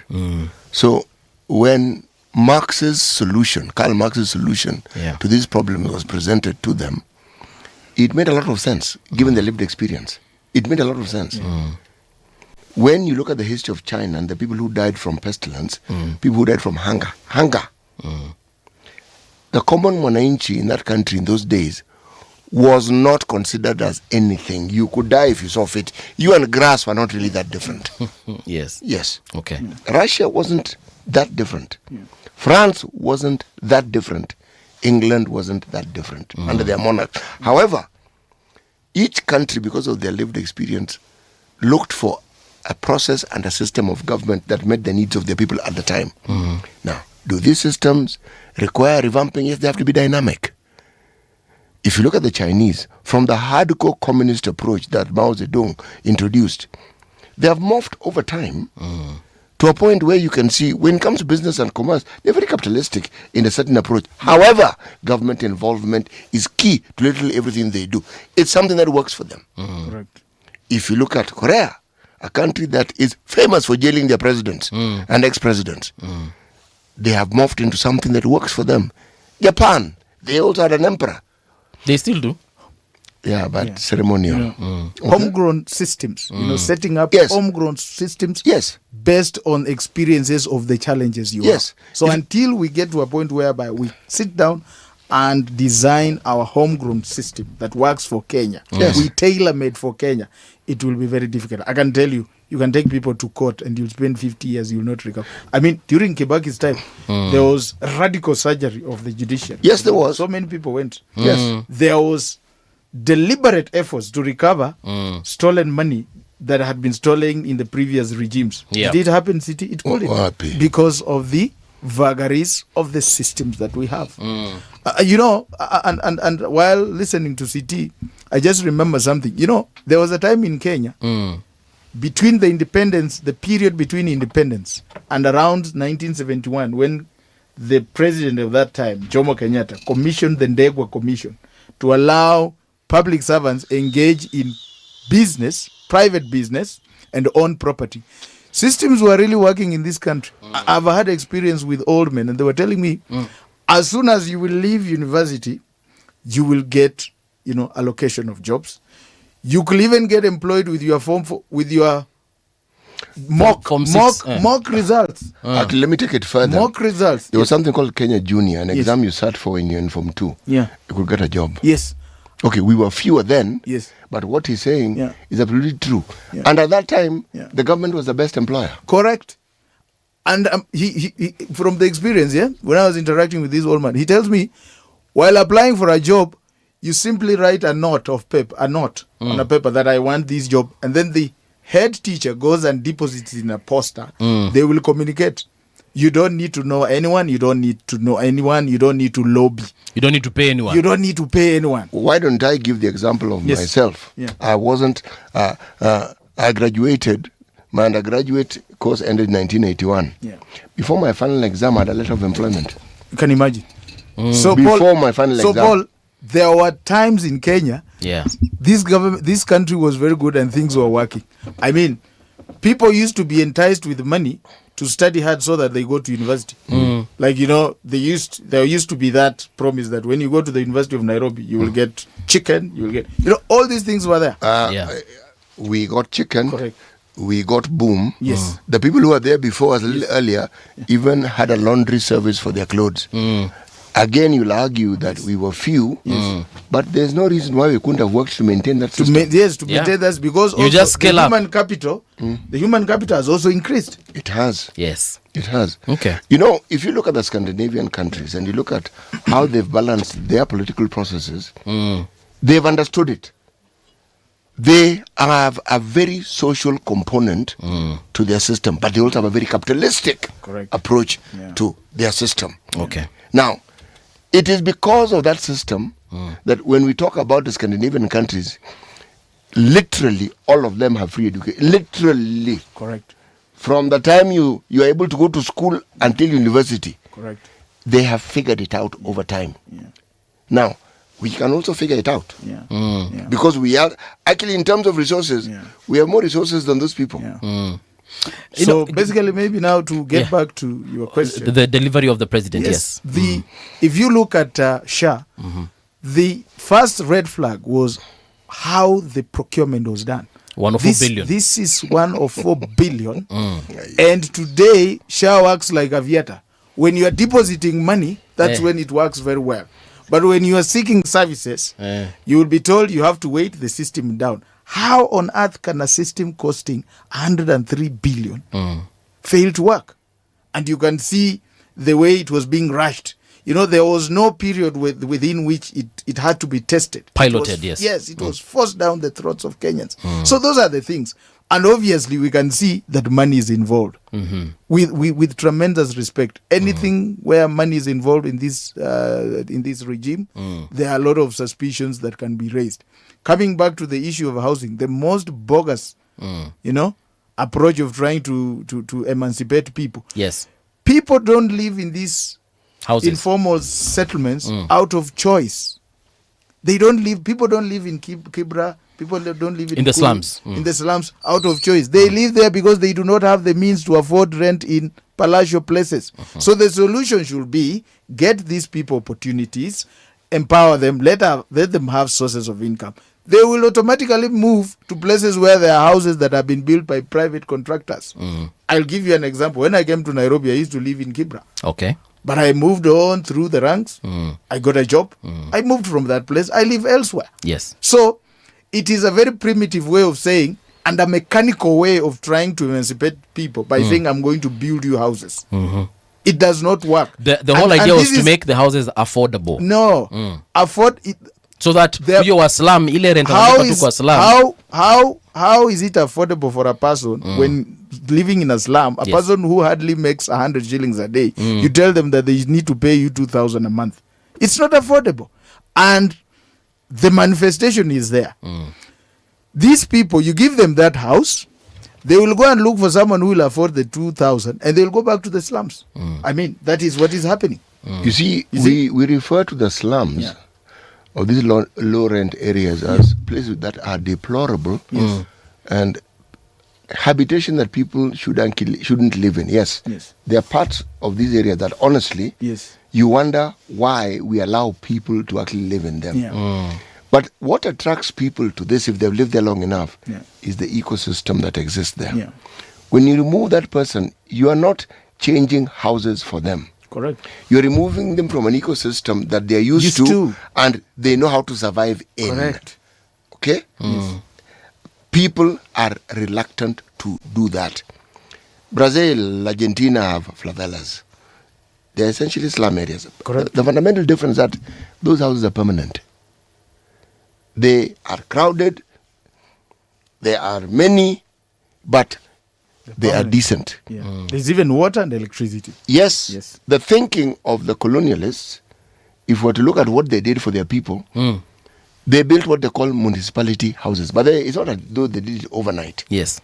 There was the understanding that there will be people in the society who cannot afford to live in the towns. Yes. So they put up these houses so that even if you couldn't afford, it was subsidized. It's not that was the cost, it was subsidized.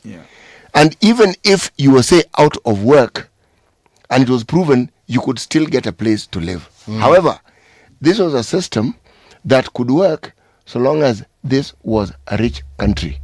And we know how it is, a country like the UK got its wealth from. Now, those resources may no longer exist except in that they've been invested and reinvested. In our situation here, the solutions exist, not that they don't exist. The will to actually make them work. We had National Housing Corporation. This National Housing Corporation, they want to build Ngei, Onyonka, Otiende, It's them. Yes, if you look at other estates in other, it was like the headquarters of the provincial, they built them. Very decent and very organized. And they were low cost. And many people grew up, not just lived. It became their rural home because third or fourth generations lived there. Problem is this. Yes. The disruption that we speak of even now, began in the Moi era, and Moi is blamed for this directly. There are faults that were his and his government's, but there are faults that were the World Bank and the Structural Adjustment Program. Yes. Those structural adjustment programs took us back decades. It was, and this particular government here, because of its borrowing, they find themselves in that position because World Bank, IMF will lend you money on conditions that may not favor you. The Kibaki government is the example you want to follow. They sought to reduce the borrowing as much as they possibly could so that you could actually work with what you have. Correct. Okay? The person we blame for this whole, since we are, is Uhuru. Correct. He's the one who went on this borrowing spree as though there was no tomorrow. Correct. The debts that we are paying are his right now. 6.5 trillion. Yes. We unaccounted for. Remember when I said unapproved. The next government will have a problem in this. Yes. They'll be paying Uhuru's debts and Ruto's debt. Thank you so much. You've understood exactly what I'm saying. Correct. And those are going to be tricky. Yeah. And it's even worse for the current government and Ruto, because when he was campaigning, he said, I remember him very clearly, he said, when you find yourself in a hole, you stop digging. By that, he meant that there is no more borrowing. Unfortunately, he gets in, he escalates that. Now, people may tell us that, he didn't understand well. You have got no business campaigning to be president if you have got no idea that you may not promise on your word. So we will forever hold him to account of his word. You can't tell us now that, when I got in, I was shocked that this problem was bigger. No. You needed to exercise something called due diligence. Before you say you want to be president, you must ensure. So now back to this issue of the projects that the president has done. Yes. All of them are riddled with corruption. So, and once they are riddled with corruption, there is nothing you can say that you've done. When corruption is tainted in a project, it's like akin to, giving someone poison, and then minutes later you come with the antidote. You've not helped someone. You have created the problem to come with a solution and appear as if you are the one who is now progressing Kenyans. Look at Atlanta Stadium. Initially, that stadium was meant to be built, I think, at less than 30 billion. It has been escalated to 145 billion. And most importantly, what is the economic benefit that stadium is going to bring to Kenyans? Headlines za juzi zilikuwa zinasema so far imefika 28.9 billion. In terms of? The construction costs so far. But that stadium is securitized on the sports fund. There's a fund which they securitize. The sports fund. The sports fund. They used it to borrow the loan. And when you borrow a loan, there are conditions that come with it, just the way it is saying. So by the time we will finish that thing, it will be 145 billion. And when you build such a mega project, as such an expensive project, it's supposed to translate into economic value. Yes. I'll ask you, Paul, yes, what is the economic value of that stadium? All We right. have had stadiums in Kenya, Kasarani, other than playing the ceremonial roles when the president is gracing, national holidays and people are having matches, the local teams. We can have concerts. Yes, but can it really translate to that money? Okay. It cannot. So prioritization of our project is also important. This issue of housing. This issue of no. this gentleman had even said that they are going to bring what? The Grammys. The Grammys here. Please. Anything that the president says with tremendous there is always a lie to it. I mean, it's on record. Raila said one time that even if you give Ruto 100 years, he's not going to do anything. I agree with him for once. Okay. This thing of housing, ask yourself, the payments, in whose accounts are they deposited? Where do those payments go to? Which payments? You see, the monies that people pay, yes, where do they go to? Ask. You'll never be told. Now, public servants, they are deducted housing levy. Yes. Nobody has ever had a discussion with them where their houses are or when they are likely to get their houses. That's why when we as Linda Mwananchi say that our first duty will be to free the payslip, these people are very excited because it is a sigh of relief. So, in my assessment, there is absolutely nothing that the president has done other than uniting Kenyans in poverty. That one he has succeeded. He has managed to unite all the tribes. In agriculture, fertilizer may reduce bei. Paul, yes, don't even go there. I come from Trans Nzoia and I'm a farmer. Okay. I have packed all my farm implements, put them in a store and closed it. The fertilizer they brought is fake. It was mixed with sand. You buy it. That was the time that Mithika was the CS. That has been the trajectory. That one was sorted. No, it was not. That's why if you want good fertilizer, you will go to private sellers. Private. How much are you buying it? Because I was told 8,000. from 6,500 it is now 2,500. Good fertilizer that can give you good yields. If you are going for a 50 kg bag, it's 8,000. So hii tumekuwa tukiambiwa hapa ni uongo bwana, wachana naye, hii ni kipindi. And they keep on saying that at some point they even kept on saying that I think it was a narrative that was being peddled around last year. Okay. That you see right now we have stabilized the prices of food, and that's why the price of food has gone down. And someone even came and said, I think the president came out saying that now we are producing more than 66 million bags of maize every year. Kenyan National Bureau of Statistics disputed that, said based on the acreage of land that we can till in Kenya, we can never produce anything more than 46 million bags. So that's a lie. And the reason why the food prices, specifically maize, went down is because of this. They have choked money circulation. They have reduced the purchasing power of Kenyans. Yes. So the demand for some of these goods has gone low. So if you are a farmer, if you are a miller, and you have produced and there's nobody buying, what do you do in order to sell whatever you produce? You have to reduce down the price. So that is exactly what has happened. So in my assessment, the current regime has done absolutely nothing other than uniting Kenyans in poverty and making the lives of Kenyans worse. So that's why they need to go home so that we reroute this country back to the rails of where it's supposed to go. It's going to be difficult, but we must find a way, even if it means deliberately dispossessing them of the loot that they have stolen. You know, we are told that there are people in this country that have stolen close to 3 trillion. So we will start with that one. And that is the money that we will rechannel it back to the economy to provide free education, free healthcare, and deal with these other shiny things, roads and so on and so forth. 3 trillion is enough. 3 trillion is enough. That's a lot of money. You know, when you say the government has done nothing, that is actually not true. Okay. This government is riddled with very many problems. Yes. When Uhuru Kenyatta finished his 2 terms, if you look at this Thika highway and where it goes to, it had not gone beyond Keno. Correct. It's now in Nyeri. Correct. That is not nothing. If we look at KISE, the Kenya Institute for Special Education, what they did was provide education for people who want to train people in special needs, whether you have an inability of your limbs, whether it is your eyes.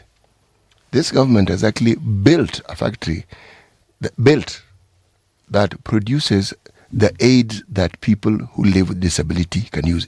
They have built it. It didn't exist before. Okay? These houses that we keep speaking of, they are riddled with very many questions, but they exist. Okay. Whether people live in them, I actually don't know. Okay. But they exist. So they were built. The questions of what they cost, that is a question that must be asked for sure. But they have been built. Now, I've used those 3 examples for a very simple reason. Simply to dispute what you're saying that this government has done absolutely nothing. This let me add a 4th one that people say is riddled with problems. It actually is. But from where I sit, any project that is considered to be foolproof and you're told is foolproof will be a lie.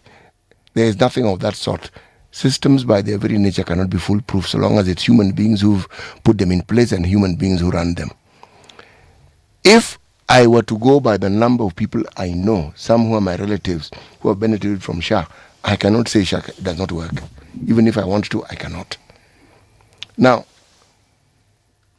when one is in the opposition, as you are, a government such as this one that is riddled with problems is an easy target because you don't really need to think very hard to point out at their failings because there are many. But to say that they have done nothing, that is actually not true. Okay. Can I now respond? Go ahead. I am saying this government has done nothing because these things that you've talked about that they have constructed, those are the things that have moved our public debt from 8.7 trillion to almost 13 trillion. So it is a procrastination of the problems to come. It is a minus mathematical question that the government is engaging in. It is doing these roads, it is doing those facilities that you're talking about at an expense that Kenyans will pay to eternity. So that's why I say it is a subtraction mathematic, which is a miscalculation. So if you have 10 bags of maize this year, which is supposed to last you for your entire life here on earth, and then by 2-3 years, you have mismanaged those bags of maize to an extent that you only have 2 bags. And then you will come and tell people, but you people, instead of eating 3 meals a day, you used to eat 5 or 6 meals. And actually, I've ensured that you now eat 5 meals a day. In simple logic, you have actually engaged in a subtraction miscalculation. That's why I say, if you find yourself in such a scenario, and the way this government has found itself in that scenario, in totality of everything, they have done nothing. And remember, they used to promise that they are going to change the lives of Kenyans. So even us in the opposition today, if we find ourselves in government and we are not doing what we have promised Kenyans, the ultimate thing to do is to resign and go home. Because you're doing nothing. You're making the lives of Kenyans difficult. Today, ECT, you agree with me. Life is more difficult than it was during Uhuru's time. Because first of all, service providers in this government have not been paid for a very long time. The projections that we are getting are that more than 800-900 billion shillings has not been released to service providers, suppliers of goods and services to this government. Nairobi alone, the county of Nairobi, the national government owes it more than 100 billion. Pending bills, as they are called. Yes, pending bills. So these are the things that they were supposed to unlock, but they have not done that. And the reason, and the moment you don't do that, there is no money in circulation. And the moment there is no money in circulation, even if you build these shiny things, you can't say that you have done something. Most importantly, we have seen the cases of abductions and forced disappearances go up. Yeah. We have seen cases of disobedience of court orders go up. We have seen how jobs are given in key and strategic parastatals in this country. 80% of parastatal heads come from the local and ethnic group of the president. Check the records. More than 80%. So if those things are happening, you can't say that this government has done anything. It has done nothing. Titus Mukhana, unfortunately. Mahanu, sorry. Yes. Mahanu, tumefika tamati. Asante sana. Final words, please. Yes. Final word is, as Kenyans, we have to be very deliberate as to where we want to take our country. We are going towards a very monumental exercise in 2027 where it will decide whether we take this country back to the rails of progression or we take it further to, that state of nature that we have already been put in place. Okay. So let us remain vigilant. Let us remain deliberate and intentional. And in God's intentions, we will definitely get there. All right. Where there is a way, there's always a will. Okay, that's what I can say. Thank you so much. This is where we come to a stop as far as this conversation is concerned, but don't go too far because after the news, tuko na mgeni mwingine.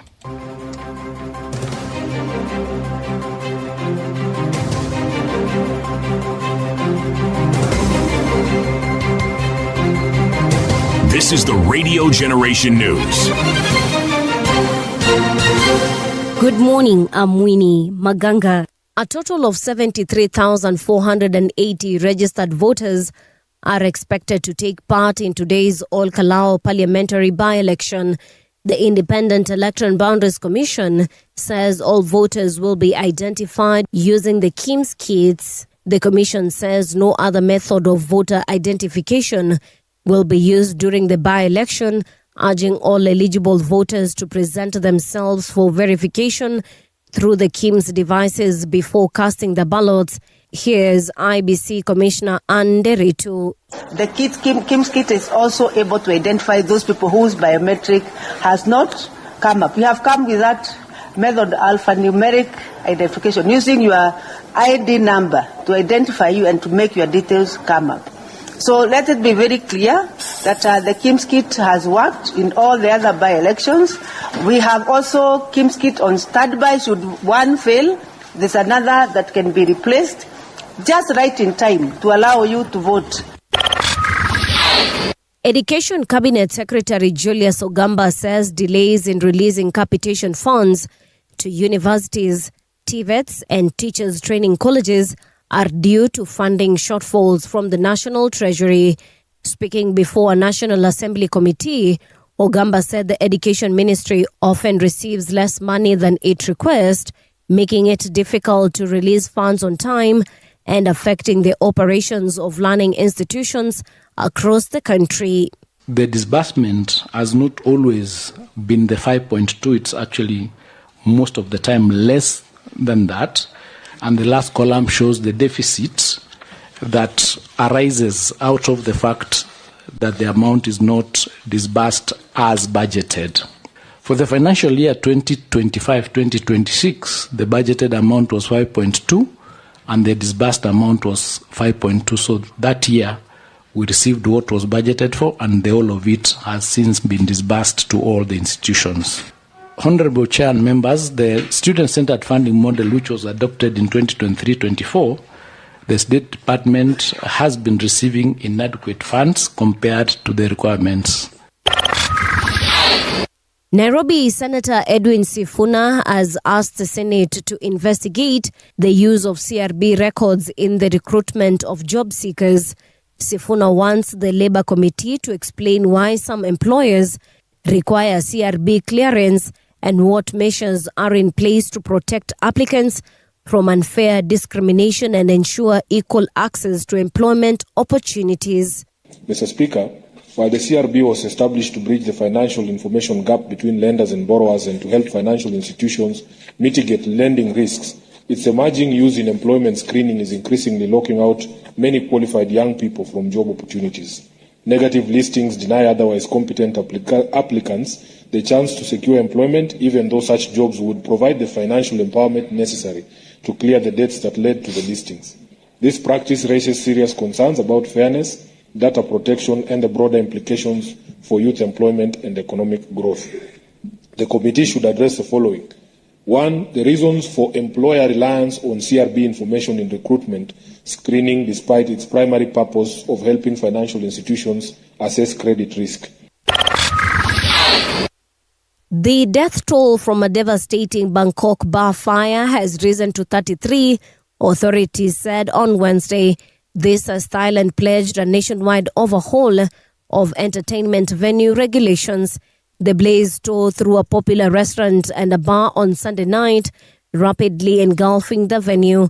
Investigators have been looking at the cause of the fire and why it was so deadly, with many of the bodies found by the toilets. And that's the truth on Radio Generation. Good morning, I'm Winnie Maganga.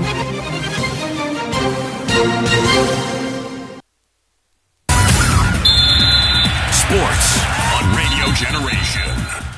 Good morning, I'm Samuel Otieno. Argentina could face disciplinary action from FIFA after their players celebrated their World Cup semi-final victory over England, with a banner backing the country's claim to the Falkland Islands. The defending champions came from behind to beat England 2-1, booking a place in Sunday's World Cup final against Spain. After the match, players held up a banner reading "The Falklands are Argentine," a political message that could breach FIFA rules prohibiting political statements at its competitions.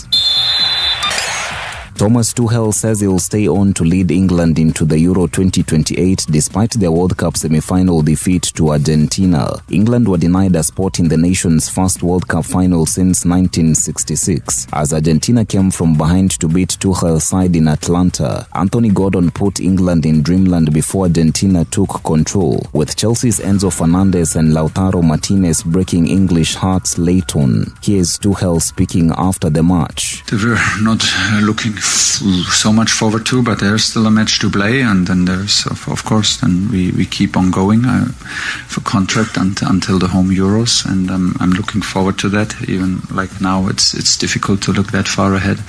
And that's your sports update on Radio Generation. Good morning, I'm Samuel Otieno. Sports on Radio Generation. The views and opinions expressed on this program are those of the guests and do not necessarily reflect the views of Radio Generation. Radio Generation assumes no responsibility or liability for the interviewee's views. This is Radio Generation. In the beginning, there was morning radio. But now there is Radio Generation's The People's Breakfast. Curious and bold, getting facts from the shadows. That's what it is. Now, as the city wakes and secrets stir, a bright new voice shines. The People's Breakfast. Your morning, your voice, your journey. Good morning. Good morning, my neighbor. Welcome to the home of hard truths and bold insights. Radio Generation. Welcome back. This is Radio Generation. My name is Mungala Movie. 10 minutes past 8 o'clock it is. And this is the People's Breakfast on 88.8 FM in Nairobi, 90.7 FM in Mombasa, Garissa. It's 89.5. I was just going through your comments on YouTube, and all I can say is that the conversation is interesting. There's Tevin Amani. Tevin Amani anasema a party, in my opinion, should be made of the people, defined by the people, speak for the people, not individuals. Although over time individuals come to bear the face and forge direction for people. Tony anasema Gachagua and Ruto are the same. They are both tribal and corrupt and practice the old kind of politics. Only Sifuna can bring a new Kenya. Oburu aende nyumbani apumzike. City Muga. What do you think about the constitution of parties? It should be for the people, by the people, defined by the people, speak for the people. Well, the people keep saying that's what they want, and yet they do not ensure that their parties represent them. It's like once you have joined a party or you support it, you sit back and let the people who are in your party do whatever it is that they like. Eternal vigilance is absolutely necessary in any form of democracy. Countries that have understood it ensure that they adhere to those principles. We are in the process of just beginning to understand what it means to be a government that actually adheres to what it is that the people need and then want. Because need inakuja before want. But so long as our politicians just politic about these things, they tend to more or less say the same thing over and over again. And they're not telling you anything that is even meaningful. They're not pointing to a problem. They all point to the symptoms. They all point to what is in the obvious domain that any Kenyan can see. So as far as I'm concerned, when you're talking about solutions that are brought about by politicians, they may talk nice and they may even sound believable, but for them to be able to do what they are supposed to do, that's my bumper. Our guest, according to Anthony Omolo, yes, amesema our guest is right.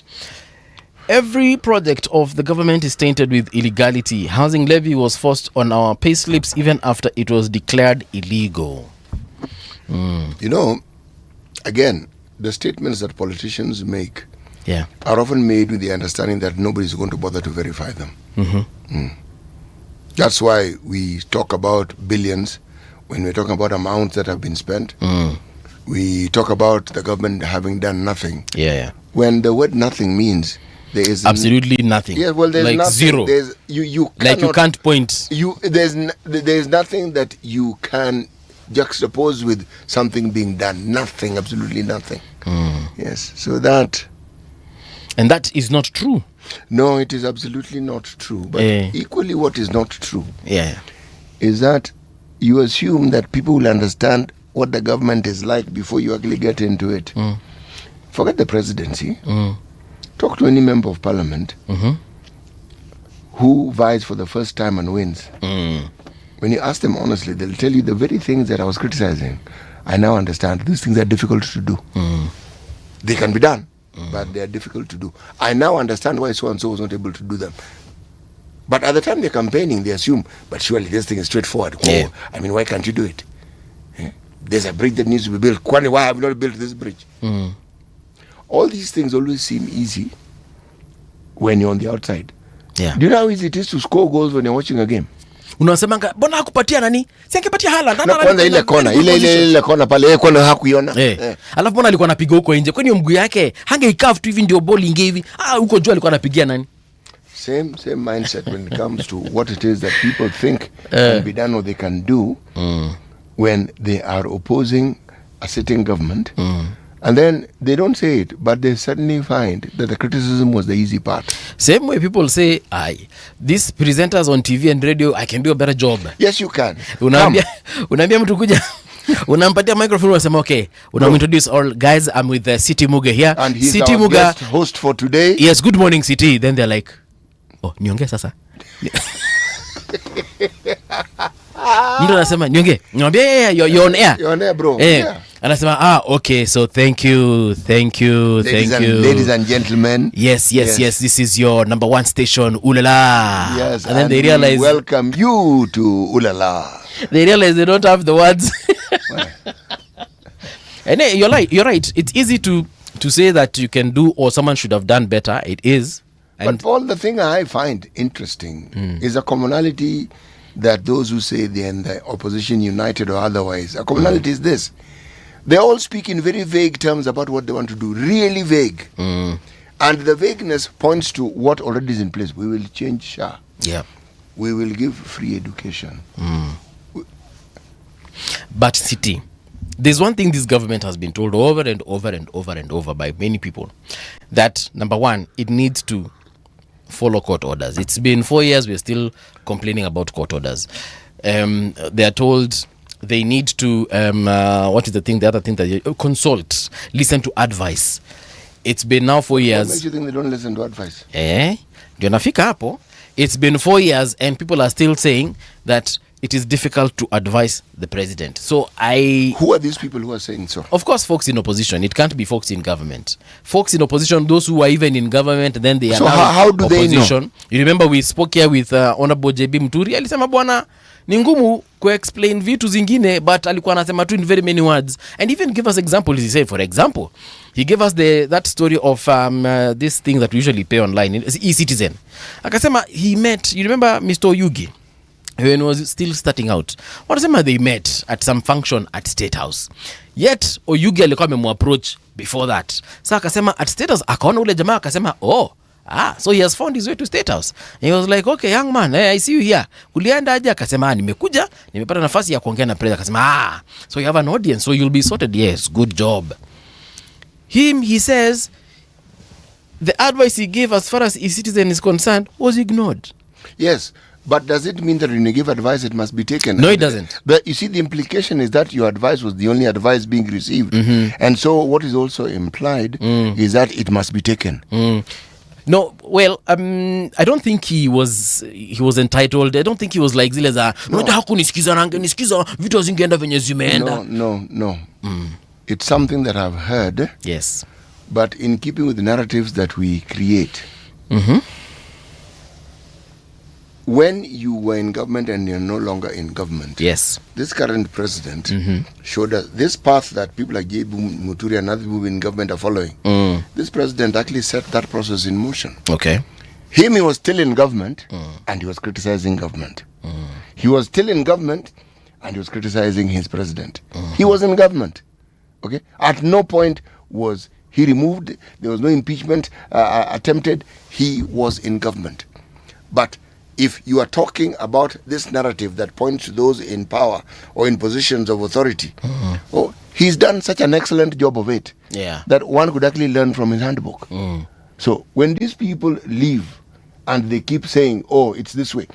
I remember when people like Kenneth Matiba resigned from government, people like Rubia, and even someone like, what's his name again, Kibaki, when he eventually did, after talking about the Mugumo tree and the razor blade and other short stories. The truth is this. They talked about what needed to be done. Yes. Ford and everything that followed was about what should be done. And that is what they kept focusing on. What should be done? We want this. We want multipartism. We want this. We want this. We want this. That's what they were saying. Okay. So when people were voting for them, they knew what these people were talking about. They do. They knew. Yeah. Yes. Boaz Aruku is saying, City Mbuvi and Radio Generation team, good morning. I am listening. Thanks. Boaz is a frequent guest here talking on matters education. And the picture that he paints as far as education is concerned is bleak. Yeah. The picture that he paints is accurate. Yani kulingana yeye hapa mambo ni mbaya. It is accurate. Ni kubaya. It is one field of endeavor that he has dedicated most of his adult life in. He has done extensive research on it. He knows about it. He understands the pulse of it. So when he speaks, it's not careless talk. No. He has observed and he is telling us what he has observed, what he has analyzed, and then he tells you about the conclusion, not just he. They have come to. You know, Paul? Yes. The ability to be able to take into account opinions that differ from you. Yeah. There are those who say the president doesn't listen. I've spoken to people who say that this fellow is far more democratic and somebody who listens to discussions and allows views. They argue even more than Uhuru did. Yes. You see, that is what I have been told. Because I don't know the person, I can only say this is what I have been told. Okay. At what point does somebody become someone who doesn't listen to advice? That's a good question, man. You see, the way I see it, J.B. Muturi may have been very right. Yes. He may have been right because the president has advisors, and if you look at almost every advisor that the president has, they're actually experts in their field of endeavor. I suspect, and each of them represents a ministry that we have. Yes. That's where he listens.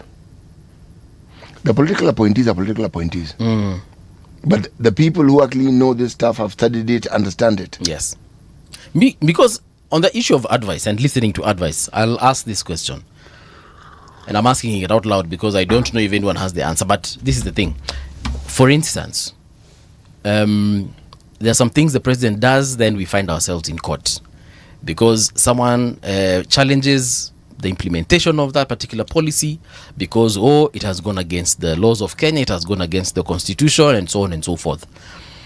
Ebu niambie, kwa wale advisors ako now, some of them are legal minds. Very many of them are legal minds. Let's even forget that we have an attorney general who is a lawyer, an advocate of the High Court and everything else. You can't be an attorney general if you're not a lawyer. Exactly. So I'm trying to underline. And that's the advisor. I'm trying to underline that one. Yes. And then we have other lawyers as well within the ranks of government advisors, whether they are CSs, some of them are PSs, some of them even directly under the docket or policy mandate that he's trying to implement. Then you find people have gone to court to block that particular implementation. Unauliza, kwa wale malawyers wote wako kwa serikali, and some of them are actually even his friends, they might not necessarily be appointees. Murkomen is a lawyer, he's a CS.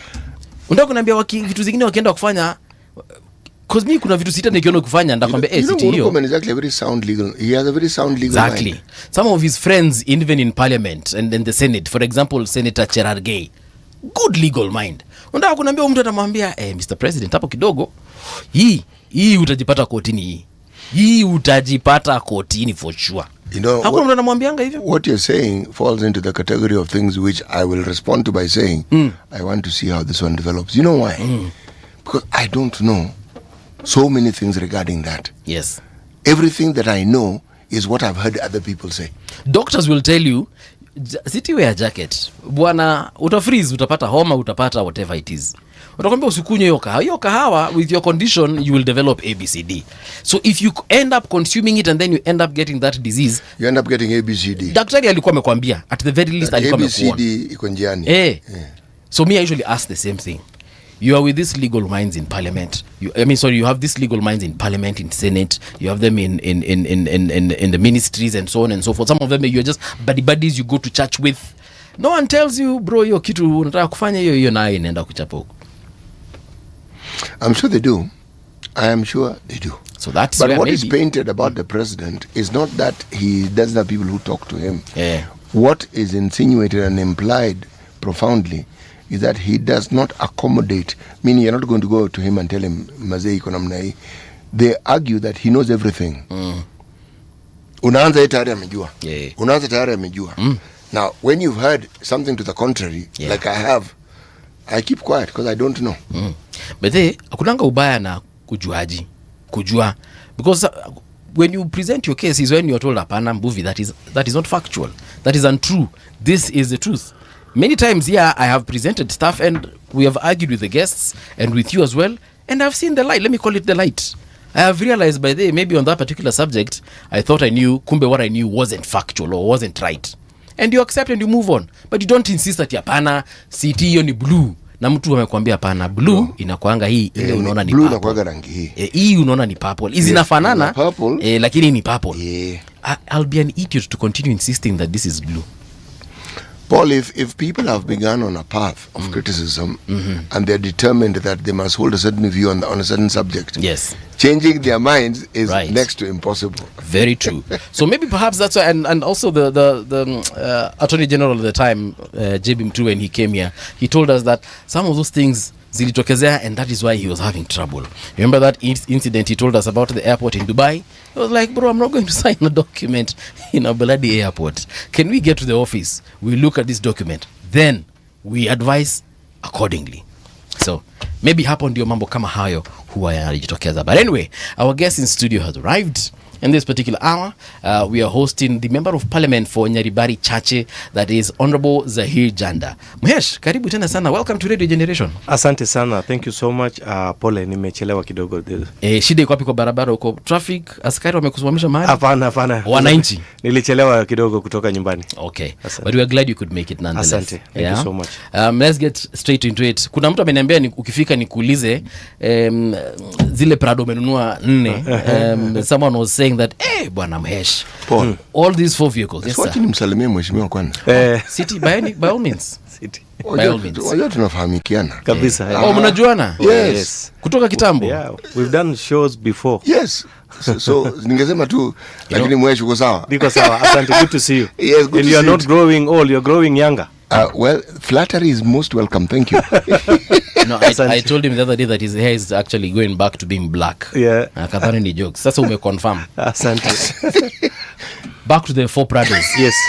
Jamaa akasema bwana nisikose kukuuliza hiyo swali as the first one. Yes. I think I saw in an interview somewhere you said that you need them to traverse through the very rough terrains. Not really rough terrains.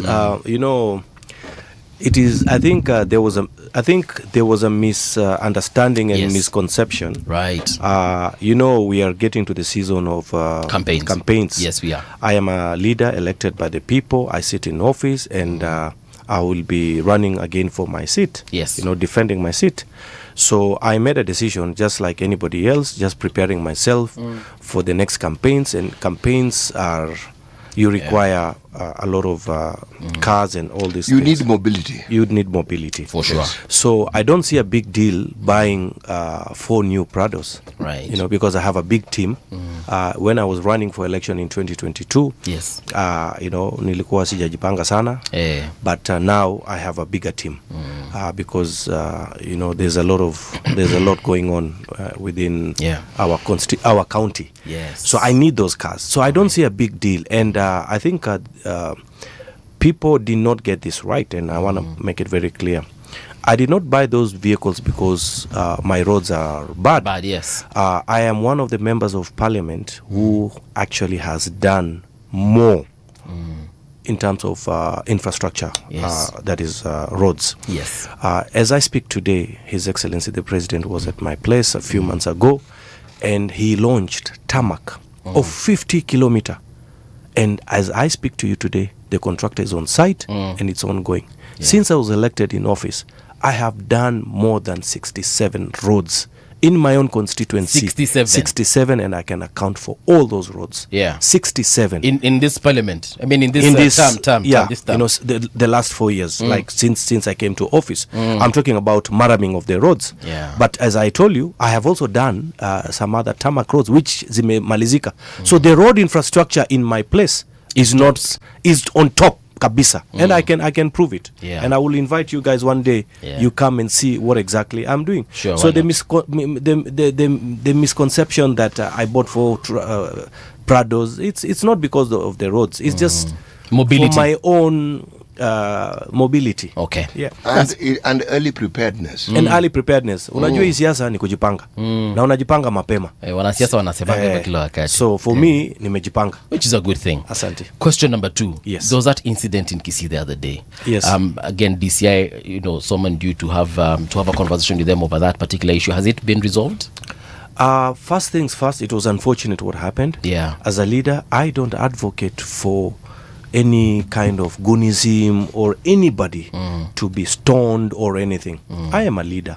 I myself will be going to many other places to look for votes, not just for myself, for the entire Kenya Kwanza Brigade.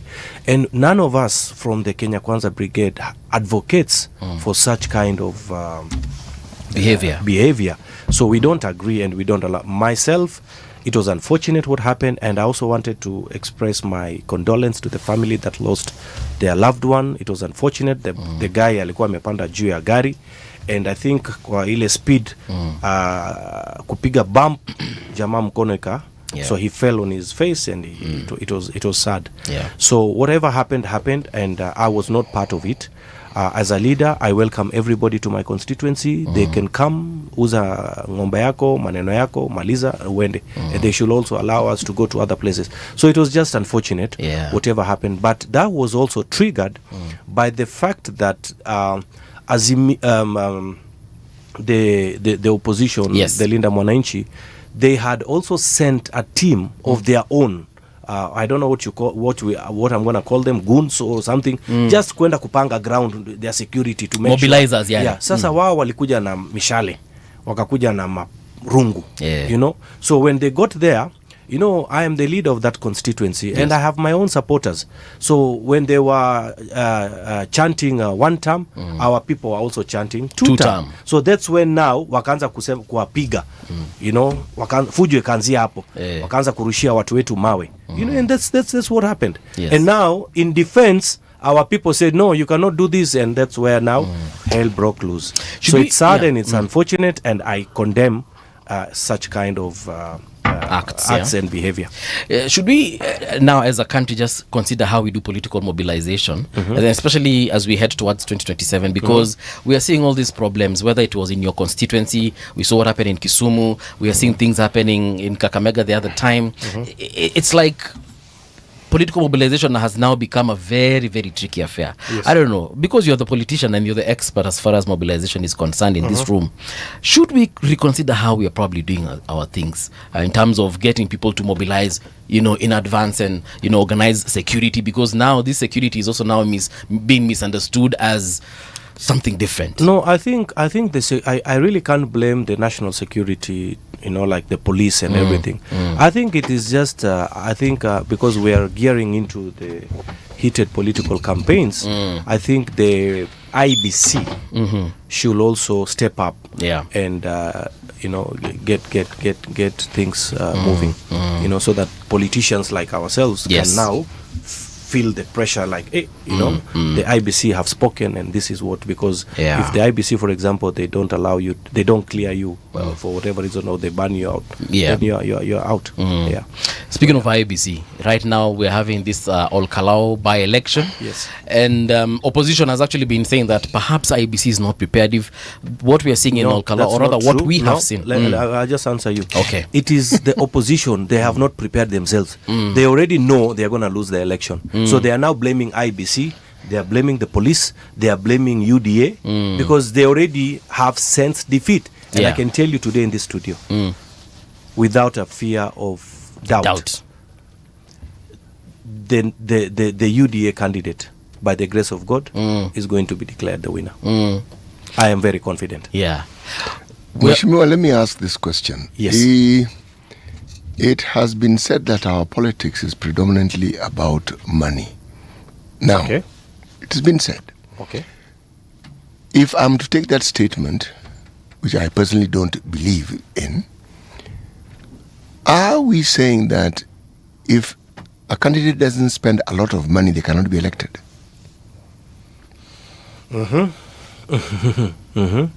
Good question, and a tough question. The truth of the matter, and it's a reality, is that as a politician, without money in politics is like a man without a voice. Today, as I speak to you, and through my experience, I have run for election 3 times. Yeah. I am going for my 4th election. Money is very, very, very important, because you have teams that everybody comes there and everybody is expecting money. You need money. Money is a factor. So whichever way it is money is an important factor. So without money, it's going to be very hard to. What is the money used for? The money is used for mobilization. For running. It's like an office. You need money for petty cash, for running up and down, fuel, this, paying that, lunch, and all these things. So money is a big factor. Without money, unless otherwise, a miracle happens. Is it possible for the voter to elect someone, well, because they like the person or they acknowledge this person has done good things for us, and simply rally behind him? Or they may like you, but unless you give them money, they'll not vote for you? It's not about giving money. It's not about giving money to the people. Yeah. It is a culture that has been there since the other previous administrations. I'm talking about Moi's time and all this. So any Kenyan meets a politician in the village, their mindset is that tutapata kitu hapa, you know. So it has been there, and sometimes it has been so rogue now that when you go and campaign, like if you decide to come and campaign against me, yes, you are in trouble, because people say, hey, okay, you're a good man, oh, you'll build roads, you are going to do this, aya umemaliza sasa, umesemaje, asanteni, that's Ishia. Yeah, Ishia. So but then when your opponent comes and my opponent is you now, oh, you are in trouble. Even if you are my true opponent in my constituency, you are in trouble. Okay. Yeah. Okay. The guest we had here earlier on before you, yes, he's a Linda Mwananchi person, and yes, he was telling us that this government of Kenya Kwanza, UDA, broad-based government, what they have done so far is marred by a lot of litigation in courts and so on and so forth. No, that's not true. You 2 weeks ago you said, let's judge President Ruto on results and not on his work schedule. What can you tell us conclusively that the government has done, and you can say that this one, guys, take it to the bank? I mean, the reality of the matter is that His Excellency President Ruto has actually done so much more than any other administration. In just 4 years, the president has managed to employ 100,000 teachers. 100,000 teachers. Since independence, we have had previous administration employ about 300,000 teachers altogether. Cumulatively. And under President William Ruto, he has employed 100,000 in 4 years. Yeah. Today, the USD is trading at 128, 129, hata hiyo 132 hapo inachezea hapa. When we took over office, the USD was trading at around 165. In 60 years since independence, NSSF collected 312 billion shilling in 60 years. Under President Ruto, in just 2 years, from 2020, I think 2023. Yes. The president managed to collect 697 billion shilling in just 3 years, which means we needed almost 120 years to collect what we collected in 60 years. So this administration is doing well. When we come to infrastructure, today, the Mau Summit, Rironi Road is under construction.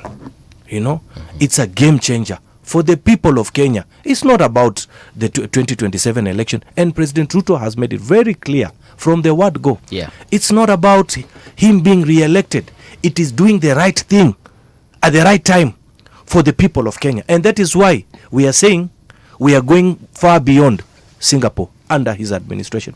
So this government or this administration has actually done very well. Today, as I speak to you, we had pending bills. Contractors were not on site. Today, Kenya is under construction. Every place you go, markets are being built, roads are being built. So many things are happening. NHIF. Yeah. In NHIF, we had about maybe around 6-7 million Kenyans registered under NHIF previously before. Under His Excellency President William Ruto's term, SHA, yes, we have 30 million Kenyans, including myself, registered under SHA. What does it tell you? You know, the health infrastructure is also changing. The country is changing. Yeah. You know, and Waswahili wanasema muwe mgala haki mpe. You know, so it is a reality that the guy has actually done far more beyond than what was actually expected. Look at the affordable housing sector. Right. I mean, it's a game changer. You know. Yeah. Let me ask you something, Mheshimiwa. Yes. Why does it require a member of parliament from UDA to come and tell us what the government has done or is doing, and yet the government has a communication machinery whose job is to do precisely this? Why? Sorry, I didn't get that right. These things that the government is doing, they didn't start doing it when you were coming to the studio. They've been doing it. In an earlier hour, we had a guest who said the government has done nothing, and I said, no, that is not true. It's absolutely not true. And I gave 4 examples, and I was giving examples of what I know, not what I've been told. Why is it that someone like you, who is a member of parliament, why is it that you have to come and tell us this, and yet the government has a communication department? In fact, every ministry in this country has a communication department, because the projects we speak of fall under certain ministries. Why is it that we are not told on a regular basis what is happening, what has been started? The Mount Summit road we know about because it has been a controversial road for a very long time. Yeah, that's okay. Right. Why is there no discussion about Dongokundu? Okay. Okay. That's right. Why is it that nobody's talking about what has happened there? Why is it that there's no one telling us about this? What was the Thika Superhighway? Why are we not being told that there's a dual carriageway that reaches Nyeri right now? If you look at Mombasa, now I'm telling you things I have seen, not things that I've heard. That's right. I also believed nothing much was happening. When you travel, you see something quite different. That's true. My question is, and I'm repeating it again, why must you, an MP for Nyaribari Church, come in to tell us about what the government has done, and yet the government has a machinery that should be telling us these things? Well, that is very deep, and it's a very deep, and it's something that needs a lot of reflection, and it is a reality. And I truly agree, and I may not have answers for that, but I would say something about it. Sadly, yes, maybe I feel could be possibly been a breakdown of communication on the good things that this administration has done. And what I'm going to simply do, and I totally accept and agree what my senior brother has said, is that I will also channel this to the relevant authorities so that the government can probably up their game in terms of communication to tell Kenyans what exactly the government has done. But it is also my duty as a leader to also, when I get an opportunity, myself and others, be able to speak about the progress of this administration. Very and true. That's what I am trying to explain.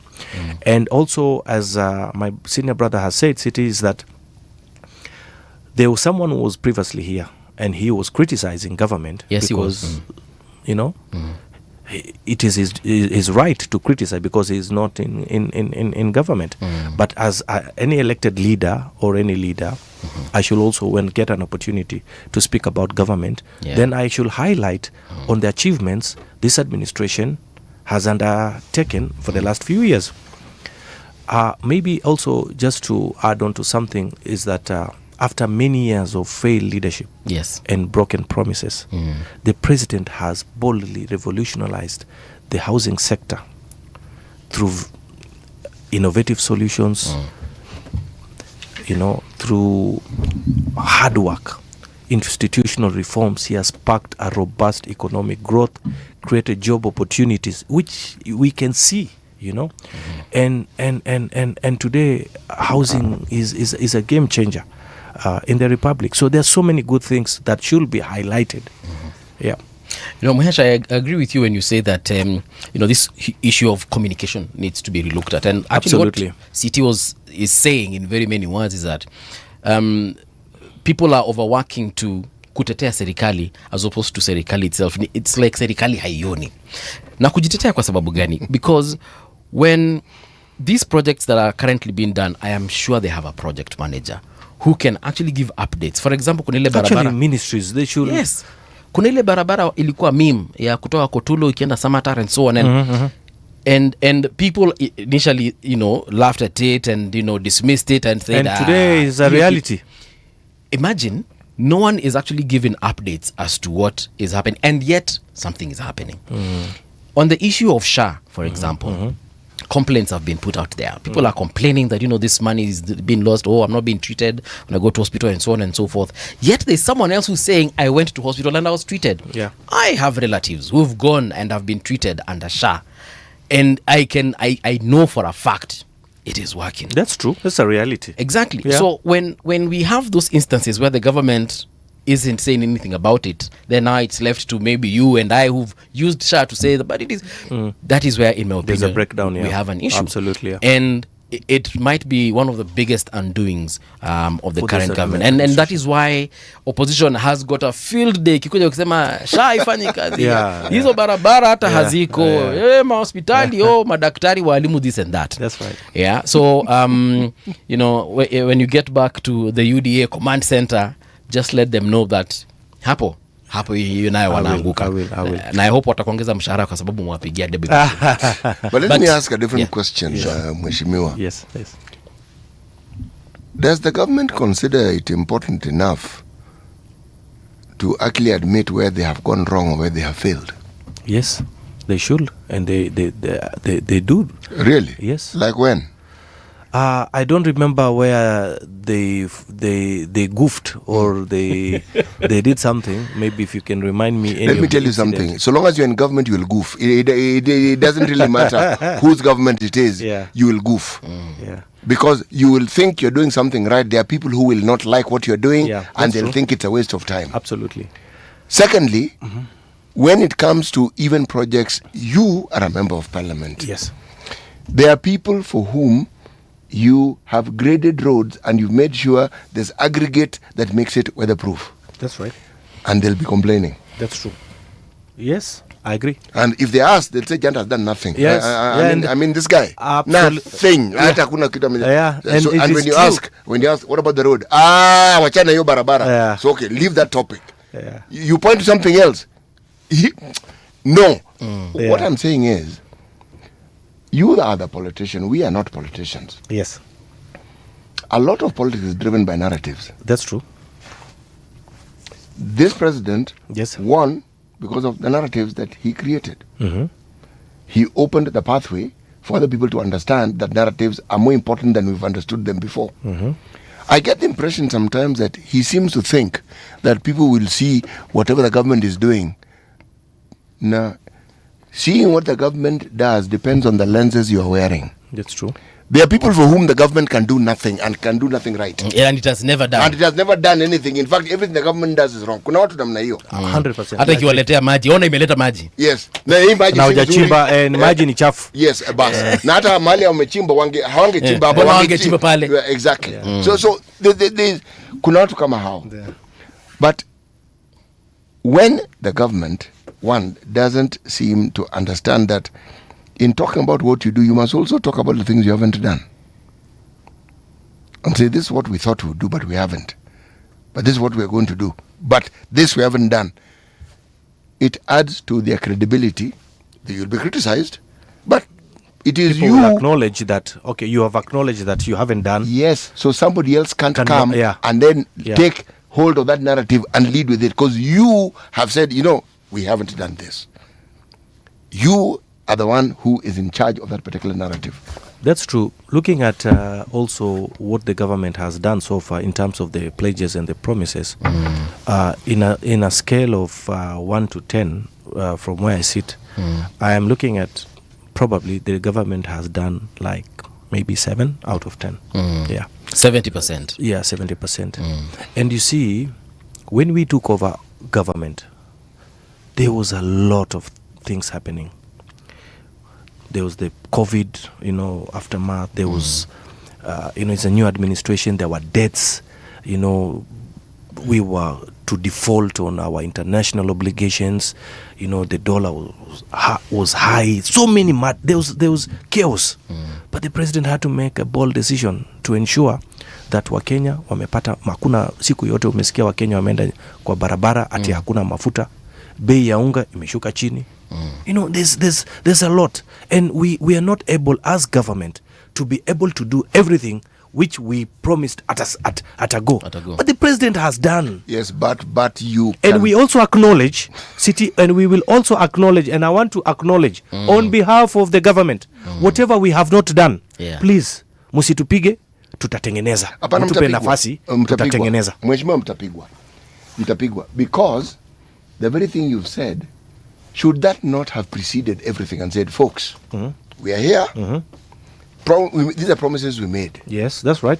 The state of the economy we have found, all we kept hearing from the deputy president, tumekuta coffers empty. Yeah. What is that?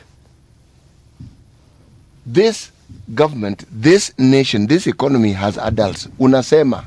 No, nasikiliza. Mahali tuko na hii. Deni ni hii. Pesa ni hii. Mapato ni hii.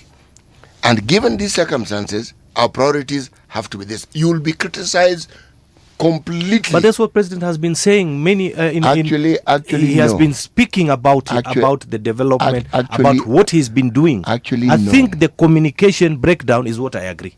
Bro, he hasn't. The reason I'm telling you, he hasn't. He has.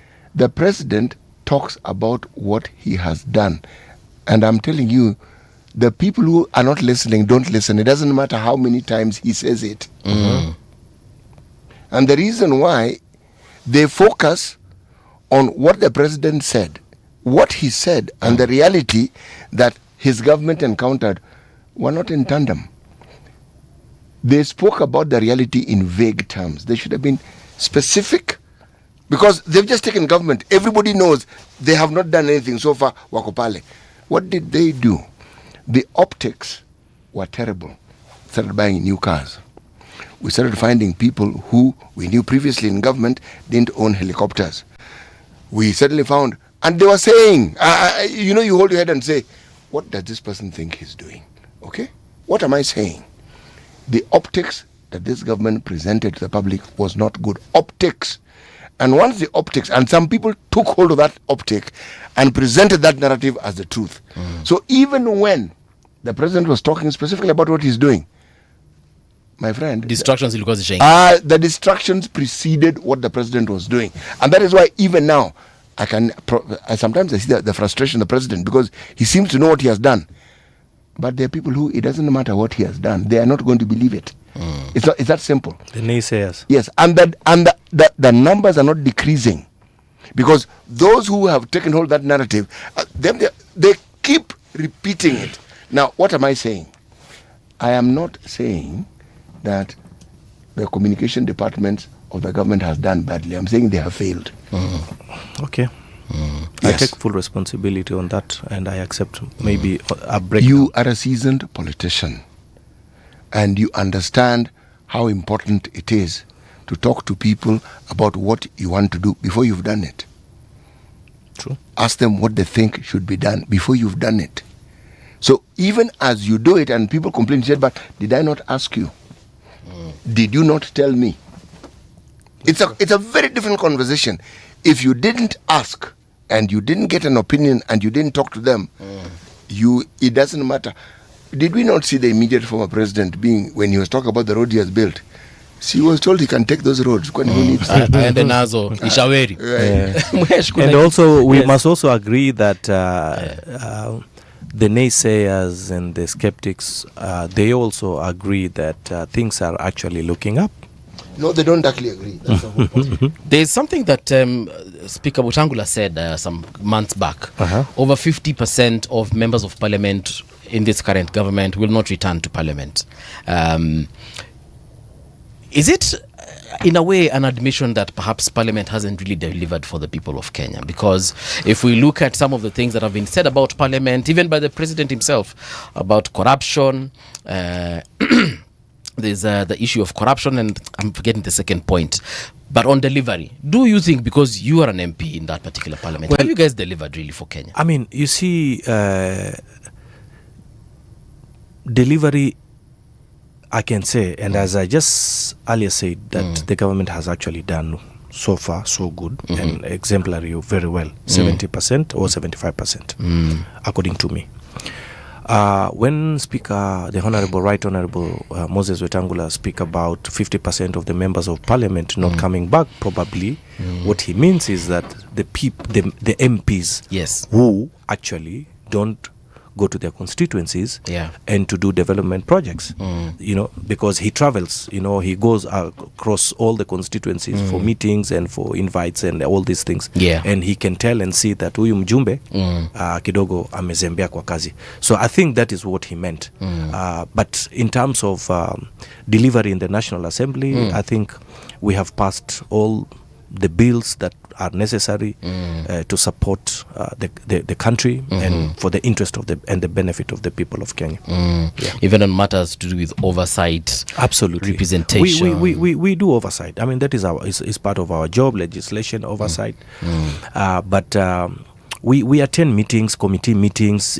We are doing a good job, and we have done so far. As members of parliament, we are doing well, and we've done well so far. When you say you've done a good job, what do you mean, sir? This good job that you've done, what is it exactly? We have done well. I mean, supporting government to pass bills to help the country in so many ways. For example, look at the finance bill, this finance bill the other day that was passed. I mean, there are no taxes as, new taxes as exactly, it was said by him. So we support the government's agenda to make sure everything moves on quite very well. The attrition rate that Wetangula speaks of, if anybody studies just the average attrition rate in parliament, it wasn't far off. In 2013, there was a 75% attrition. Only 25 were retained. 20 what? 13? 2013. With the new constitution? Yes. In 2017, it was 46. In 2022, it was 41. In 2027, I think we'll have a comeback of around 67 or 65. Really?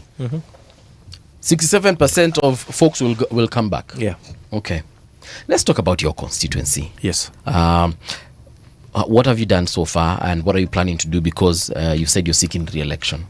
I have done quite a number of projects. I am proud of myself and the people of my constituency, the voters who are my bosses. They know very well that the member of parliament has done. For example, today, as I speak to you, we are doing a 4.7 billion cancer center project. Billion. Okay. In Nyaribari Chache, in my constituency, the cancer center.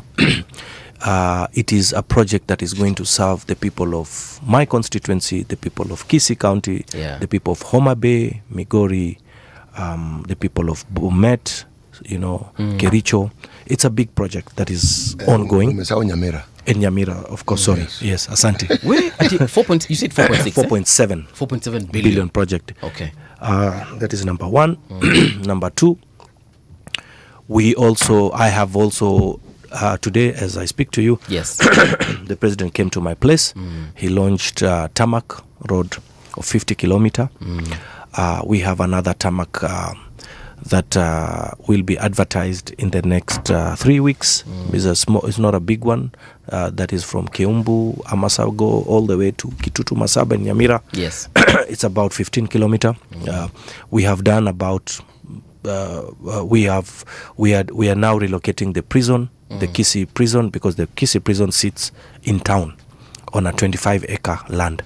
So we made a decision together with the government. Yes. But as proposed that we relocate the prison and build 10,000 new affordable houses. We don't need in the current location. We don't need the prisoners in the city. They can be taken somewhere else, or they will be relocated. They will be relocated somewhere else.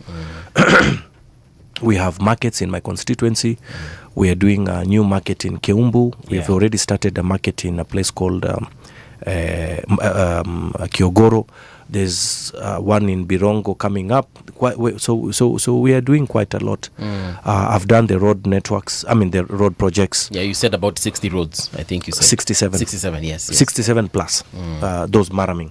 Okay. And I've also done a few tarmac, but short ones, like 1 kilometer, 3 kilometers. They are done. People are using. When the president came, he launched a water project for about 700 million. The contractor is already on site. He's in my constituency. I'm talking about Zaire Janda, Nairobi Church constituency. Right. To make sure and ensure that the people wapate maji ya kutosha. So the president came. So now the piping is taking place to make sure every village wamepata maji.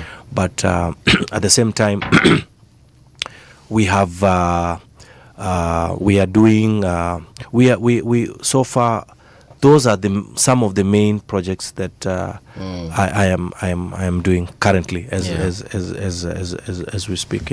Your constituents speak well of you. Yes, at least the ones I've spoken to. Wanasema umefanya kazi. They speak very well of you. Asante, thank you, I appreciate. I've done well. I have, because in terms of bursary, I have done. I have made it very clear with my CDF team that the bursary allocation should be to everybody. Those who voted for me, those whose families they did not vote for me, is okay. But we are going to give bursaries across the constituency. Mtoto yoyote maskini ama wa hali ya chini apate bursary. Nice. And so far it has happened and it is happening, and people are so happy because wanapata. Before bursary watu walikuwa wanapewa 2,000 bursary. I'm giving 10,000 to universities, giving 7,000. So bursary is good. We are giving how much to universities again? 10,000 shillings. Wow. Okay. 10,000 colleges and sometimes these other institutions, TVETs and all this, 7,000, 8,000. Secondary schools, 5,000. So primary schools? No, we don't. Serikali iko. Basic education. Serikali inasaidia hapo. So on our side as CDF, no, we don't. Okay. I'm also doing as I speak today, the contractor is on site. We're doing a KMTC campus that we are hoping that it will be launched sometime very soon. Yes. So we are doing I have done quite a number of things, and I'm proud of that. Wakati wa maandamano ya 2024 watu walikuwa wamesema the Gen Z vote is going to be a very critical vote come 2027. Kunywa maji mhesha. Asante. Sitaki unyongwe. As you do that, walikuwa wanasema that the Gen Z vote, is a big deal come come 2027. Now, I don't know, because we've been reporting on the very many by-elections that we have seen, from the one in Isiolo, kule Malava, zile zingine za huko kwa mheshimiwa the late Ngondowere, and we didn't see that Gen Z vote that is being spoken of. Do you think the Gen Z vote is still something to be spoken of as far as 2027 is concerned? Absolutely. Gen Z have numbers. It is only that they should just take these things very seriously in terms of taking politics, because when you vote, you're voting for either development or you're voting for otherwise. Yes. So I think it's important that the Gen Z come out in numbers and they vote. Yes, we have seen them not participate in many of this as perceived to be, when they came out loudly, strongly, heavily in 2024, it was a bit very loud. But now I don't know what is happening to them, but they have numbers, and I will urge the young people, the Gen Zs of our country, to register and make their voice heard at the ballot in 2027 and support His Excellency, the President. All right. Tumefika tamati. Asante. At the end of the show, but I'll allow you the final word. Is there something that you feel we haven't touched on? This is your time. Well, first and foremost, I want to say thank you so much, and I appreciate the time that you guys have given me, and it is nice to see my senior elder brother City, and I will be looking for him and consulting so that he can guide me and advise me on a lot of things. Pia communication. Hiyo mambo ya communication, na yeye pia kama anaweza kufanya hiyo kazi, basi tutaambia serikali itaongea na rais, rais ampatie nafasi na yeye awe sasa atusaidie serikali, because at the end of the day it is our government. True. It is our government. The government doesn't belong to President William Ruto or Zahir Janda or City or anyone else or yourself. It is our country. At the end of the day, the president has a time limit, limited term. True. He will be here in office 2022, probably by the grace of God, until 2032. Right. He exits, the country will go on. Even the opposition, time will come, and they will also, so all I want to say is that let's just support government. Let's give this government a chance. His Excellency President Ruto is doing very well. So far, so good. And we give him the benefit of doubt. If any one of us in this country feels that they have a reason why they should not give President Ruto another opportunity, then they should speak out loudly at the ballot. But I am encouraging peace, no violence, especially this is that time where political temperatures will rise. So I'm asking all our opponents in the disunited opposition, who have no political structures to win any kind of election, waache fujo na tudumishe amani katika taifa letu. Thank you and God bless you and God bless Kenya. Alright, karibu tena sana. Disunited opposition umesema Absolutely. Sawa. Mchanganyiko. Unajua sisi tuko na candidate already. Wao bado wana manga wanatafuta. Hawajui ni yule mtu ya katikati. Hawajui ni mnani. Kuna ule jamaa ametoka hizo sehemu zenye inaitwa Matiang'i. Huwa muone ni kama anatosha mboga. For now, as things look up right now, I don't think they will give him an opportunity to by that you mean the opposition? The opposition. If they gave him an opportunity, okay, but I will only urge him to come and support government. Okay. From where I sit. Sawa sawa. All right, folks, don't go too far. Here's a news. We'll be right back in a short while.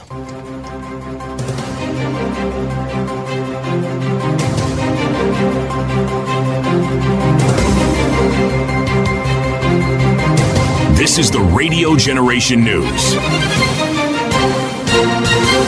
Good morning, I'm Winnie Maganga. Long queues have been witnessed at various polling stations across all Kalou constituency as voters turn out early to elect a new member of parliament. Security has been heightened across the constituency, with police deployed to maintain law and order during the exercise. The seat fell vacant following the death of MP David Kiarao earlier this year. Voting is expected to continue until 5 p.m., with all voters in the queue by closing time allowed to cast their ballots. Meanwhile, DCP Deputy Party Leader Cleophas Malala says the All Kalou parliamentary by-election has recorded a strong voter turnout. Speaking in All Kalou today, Malala urged eligible voters who are yet to cast their ballots to do so. We are certain that today is going to be a good day because it has started on a very good note, very peaceful, very calm, and the people of Kalou have turned out in large numbers to come and exercise their democratic right. We want to ask the people who haven't come to vote, to cast their vote, to kindly consider coming this morning, because it is important for you to prioritize exercising your civic duty. Second, we have not seen any incident that can cause alarm, and therefore we just encourage our people however long it takes to be on the line, kindly persevere, endure, because this is your day. Nyaribari Chache Member of Parliament Zahir Janda says the United Democratic Alliance is confident of winning the All Kalou parliamentary by-election. Speaking during a Radio Generation interview, Janda dismissed opposition claims that the election process is flawed, saying the Independent Election Boundaries Commission is fully prepared to conduct a free and credible poll. Advocate of the High Court Titus Mahanu says Kenyan politics are traditionally being driven more by powerful political narratives than by issue-based campaigns. Speaking on Radio Generation today, Mahanu said successful politicians often rally voters around a single emotional issue or common opponent. He warned that unless political discourse shifts towards policies and governance, similar campaign strategies are likely to dominate the 2027 general election. If you want to succeed in politics, you must identify a subject. You must identify a subject and charge the crowd. It's the same as, if you want to get masses, they say that religion is the opium of the masses. So even in politics, you must identify a subject and run with it. Okay. Unfortunately, that is the situation. It's working because we have seen it work in 2005, 2007, 2013, and 2017, and 20. And be rest assured, in 2027, yes, it's going to work. It has already picked up traction. That's why you see these people in the opposition, they concur on one thing, that Ruto is one term. So it is working. Public Service Cabinet Secretary Geoffrey Ruko says the planned salary increase for civil servants will take effect from August 1st, 2026. Ruko says the pay rise will benefit thousands of public servants across the country and is part of the government's effort to improve salaries and welfare in public service. And commuter allowance will be increased so that all the civil servants in the Republic of Kenya can be able to continue earning salary increment in the Republic of Kenya. Na vile vile tunajua mshahara yao iliongezewa tena Januari mwaka huu, and it was backdated to July 2025. Na kama vile nimemulika maneno ya mishahara ama ya payroll, hasa the salary increment, it will not go to Aragai. It will not go to ghost workers. And that's the truth on Radio Generation. Good morning. I'm Winnie Maganga. The views and opinions expressed on this program are those of the guests and do not necessarily reflect the views of Radio Generation. Radio Generation assumes no responsibility or liability for the interviewee's views. This is Radio Generation. In the beginning, there was morning radio. But now there is Radio Generation's The People's Breakfast. Curious and bold, getting facts from the shadows. That's what it is. Now, as the city wakes and secrets stir, a bright new voice shines. The People's Breakfast. Your morning, your voice, your journey. Good morning. Good morning, my neighbor. Welcome to the home of hard truths and bold insights. Radio Generation. Good morning. Welcome back. This is Radio Generation. The time right now is 12 minutes past 9 o'clock. My name is Mungala Mbuvi. Si mnajua niko naye siti hapa kwa studio. Well, in this hour, which I always tell you, it being the last one promises to be the best. We are hosting former cabinet minister Kipruto Arap Kirwa.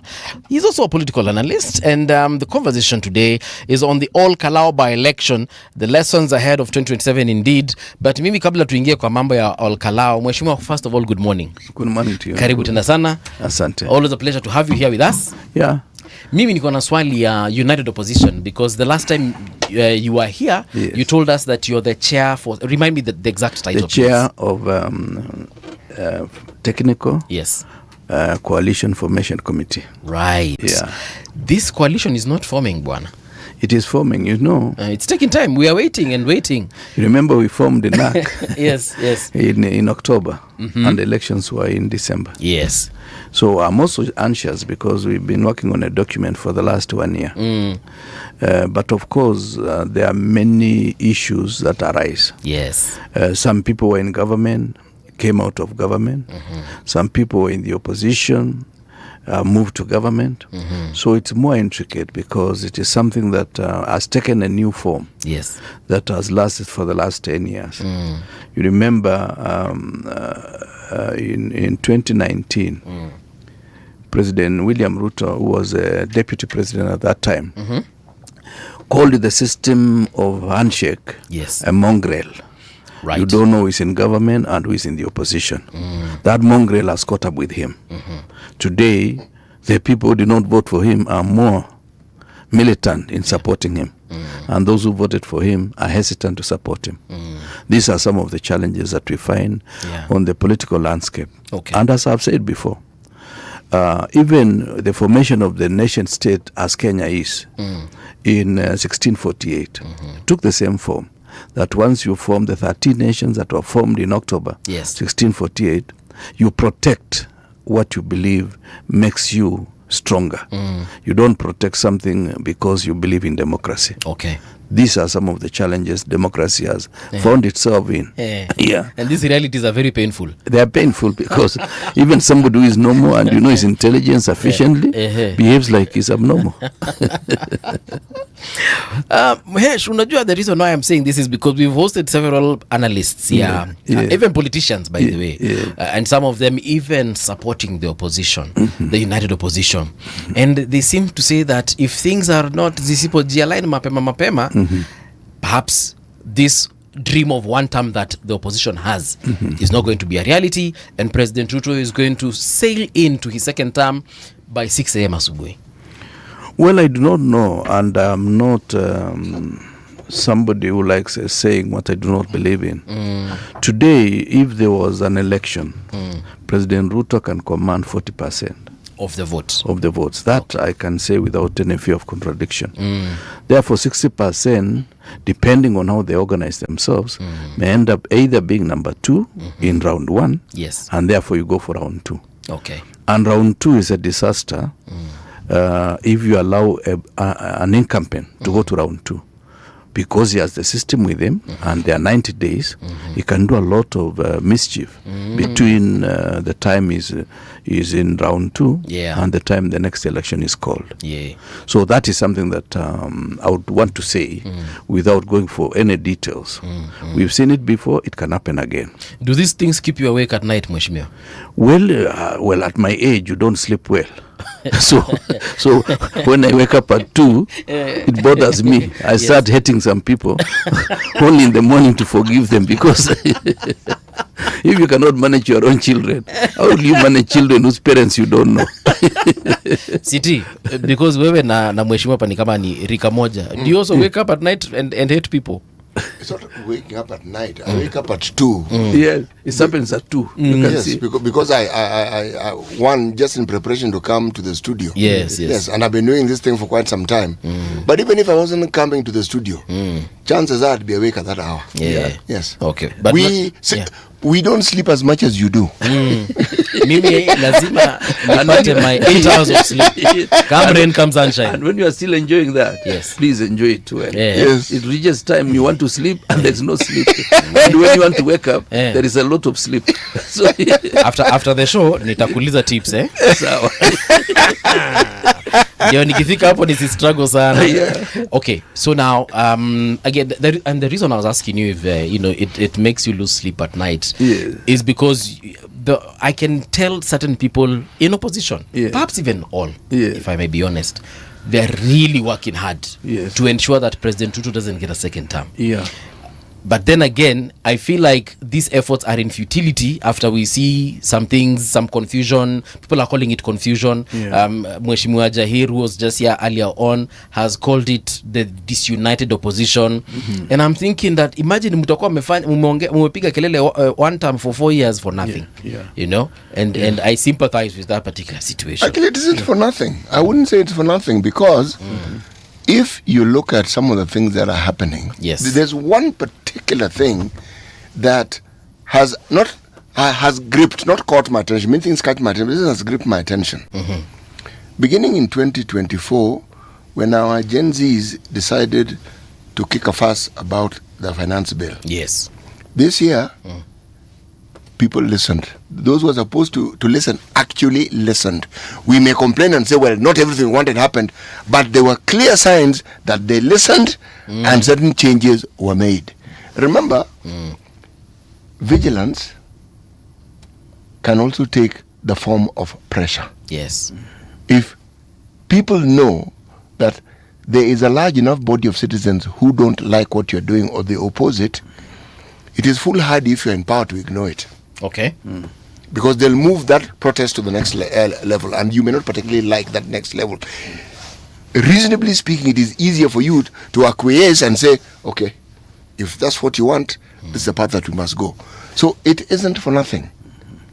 The fact that sometimes there is a response to what those who say they are in the opposition or united opposition do, it tells you they have been heard, and that is why there is a response. If they are ignored completely, then you can form an alternate view. But if there is a response, and if the response to the negative, it means they've actually been heard properly. Okay. Yes. All right. Then I guess we will wait and see. Let's wait and see. And I'm always optimistic. When things are about to tip over in Kenya, something resolves the issue. Okay. But I'm not saying that we are not thinking about it. We are thinking, and we are very aggressive. Yeah, we are determined to make sure that we get another head of state after the next election. All right. Of course, peacefully. Yeah. You know, Mheshimiwa, every time we have this discussion with those who are in the united opposition, the gentleman who was here before you is in the united opposition. He's in the government. You mean Janda? No, sorry, Janda is in the government. Yes. Yeah. When we ask, forgive me, when we ask the question about what it is that those in the united opposition are actually planning to do different, the response is usually the same. Either they are working on it, or they do not feel that if they speak about the plans that they have, it will be in their interest. And then they give a variety of reasons why it may not be in their interest. But the net result of the conversation is that they do not have a concrete plan, or if they do, they are not talking about the concrete plan they have to turn around the economy or to uplift the lives of those who actually need that uplifting in the country. One doesn't hear it. Well, possibly it's the way we paraphrase. But I'm clear myself. I'm clear that we want to restore trust in government. Today, without any fear of contradicting myself, people have lost trust in the government. Number two, we need to allow institutions to work. You don't need to be a magician or an angel to run government. And I've said before, even if I was to be president tomorrow, I will not even reshuffle the cabinet. This is a very good cabinet. People who have experience, people who have gone to school very well. They have a combination of all that. Okay. And the last time I knew about cabinet, it is supposed to be a mosaic of individuals from different backgrounds, different persuasions, different education levels, and you have a blend of the old and the young. For me, if I was to be asked, so that you allow institutions to work. That's what Kenyatta did. That's what Kibaki did. Yes. That is what Ruto is failing to do. You cannot micromanage an economy as big as Kenya. If you cannot micromanage a company that you own, who are you to say you can micromanage Kenya? A country, yeah. You do not have the requisite capacity even to understand what is happening in Kenya. That is one thing that even if I was to be part of that government, I will not agree. I will also allow constitutional offices to operate. I will also allow judiciary to operate. And independence of parliament from the legislature must of necessity be respected. And the will of the people must be respected. More so given the fact that we have put in our constitution an issue that is so critical that public participation is required. This parliament that is there today negated that position which means they pass legislation that ultraviolates the constitution. Those are some of the things we have to reverse. We cannot confuse public resources with personal resources. The current regime is building affordable housing in public land, either from the county or from the national government, which is public, and we do not know who the contractors are. Even this project next to the DOD, not DOD, to JKIA, that they are talking of affordable housing. Who are the contractors? Who are supplying materials? It is the same members of parliament who are supplying materials for purposes of replenishing their kitty for the next general election. These are some of the things that they are below us. And I know President Ruto knows he's doing the wrong thing. Yes. Because he's not a fool. But he has decided that he has to have maximum impunity in this country. Yes. Those are some of the things, whether my presidential candidate wins or not, they are the irreducible minimum. Yes. Number two, why don't you allow the systems to operate as they should? Those are some of the things, and we are clear. Yes. In that document of mine, we've also talked of issues of governance, which I do not have the latitude to pronounce. Okay. What are the issues of governance that we feel must be guiding principles for us to do it? And as we said, manifestos are released in May next year. They are not released now. Yes. So, the way I see it is that I think Ruto has done so well in propaganda, such that we have made people believe that we will do nothing. Don't you know that there are so many court cases that have been ignored? Don't you know that there are many things that have been passed in parliament that go against the constitution? Don't you know that there are so many decisions from the executive that they are loaded on the constitution, but they do not sit well with the constitution as it is? Perhaps because it did not support the current constitution. He is among those 2.6 million Kenyans who said no. Yes. In 2010. Yeah. So we are clear. We'll release our manifesto when we say. And the irreducible minimum allow institutions to operate. You don't have to be an angel to be a minister. If you respect your officers, you will have results. I had results. Yeah. My ministry was number one. And I had 90 PhDs in my ministry. Yes, and I did not have a PhD. Yes. But just organize people to work. Yeah. And separate what belongs to the people from what belongs to you. William Ruto still believes, even now, that even SACCOs he's going to appoint the chairman of SACCOs if elections are not carried well. The SACCOs are 1.3 trillion worth of institutions. Yes. Then he wants to interfere with the SACCOs. That law was passed the other day in parliament. That when there is a problem with the SACCOs, he's going to directly appoint someone. So if you want to run SACCOs, and you are not the best example, because there is no transparency in how they run these affairs. These are some of the things that bother us, to the extent that we get annoyed when some people want just to be president for the sake of it. You want to tell me that in that SACCO bill? Yeah, that's what was passed. That the president can appoint the chairman. He can veto the committee that is elected. Na hii si stories za jaba Muhesh. Just look at you can Google as we are talking. Okay. Yeah. No, it is, are we saying that SACCOs as they currently exist, or are we talking about the super SACCO that the government proposes to create? But you are forming a super SACCO with whose resources? With it is our resources. Members' resources. Yes. Members' resources.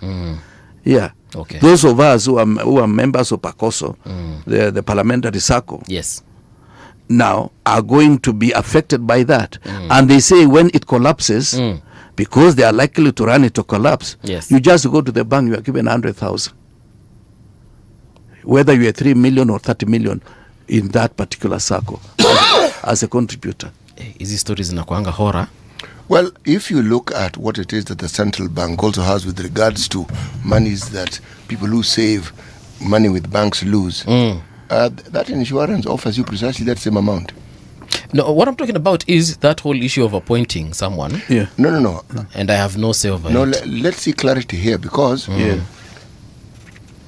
the understanding of what I understood is being done is to form what I'm the one who's calling it a super SACCO. Yes. Okay? Yes. Yeah.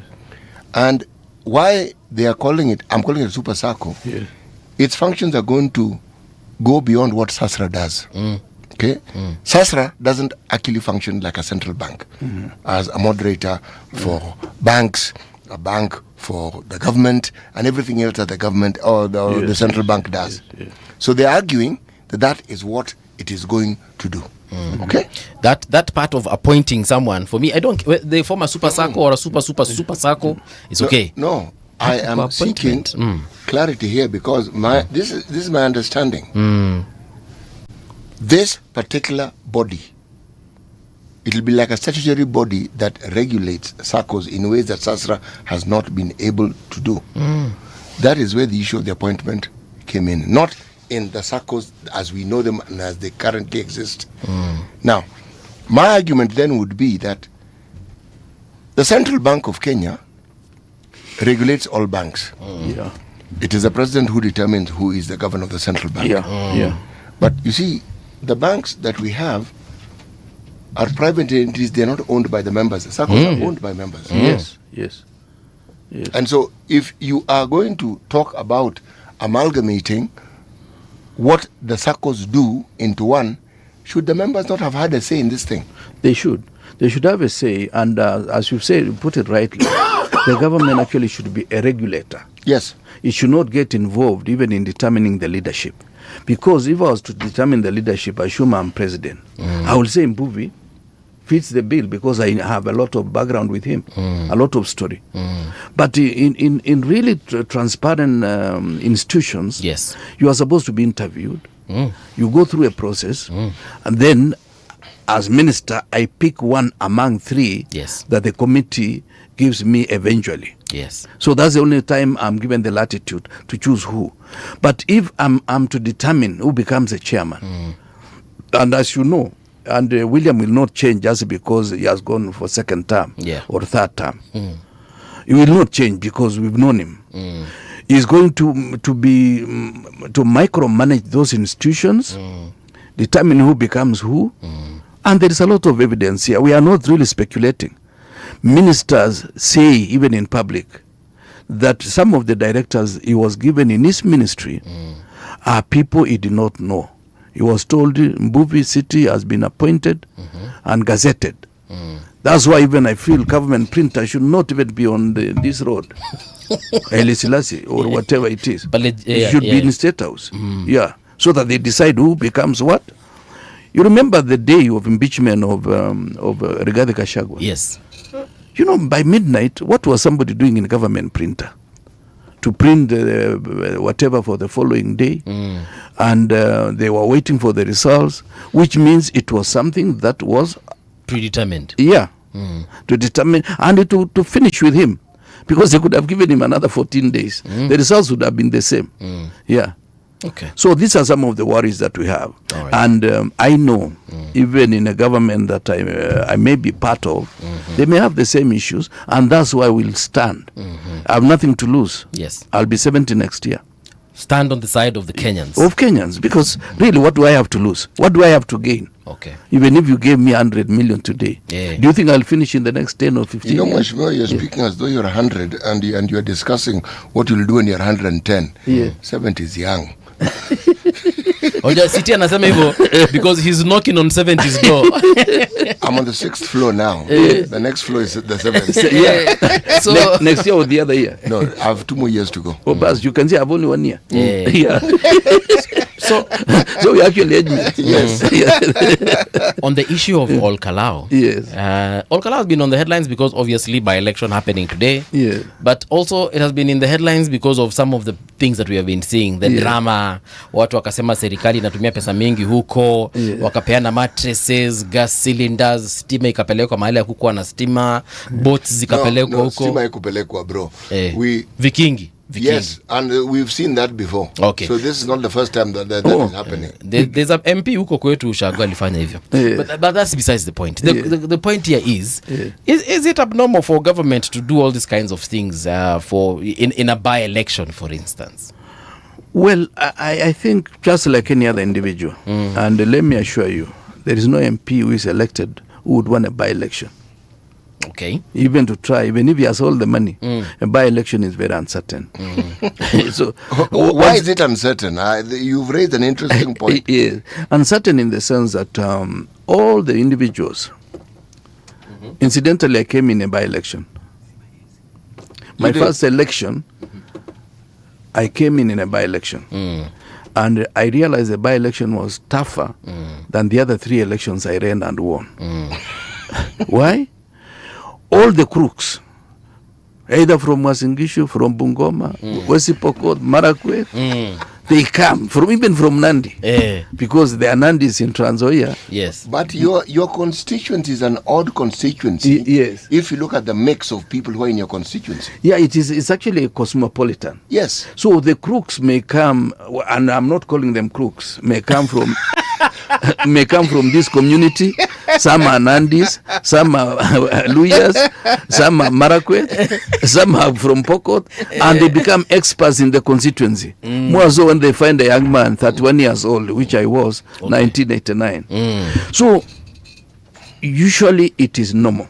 That's why you find most of the ministers against the law, they were in Kalou, because they have to protect their regime. And this by-election is so important because if DCP wins, it will have defined a new parameter in the central region.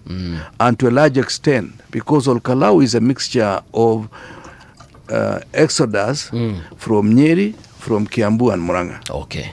As you get down to Kipipiri, that is more of Kiambu domain. All right. And Katikati is a mix. And Indarakwa is more of Nyeri than Kiambu and Murang'a. Okay. So the definition of that constituency is very interesting. And you know, in the last election, Jubilee won, which tells you those are people who believed in Uhuru.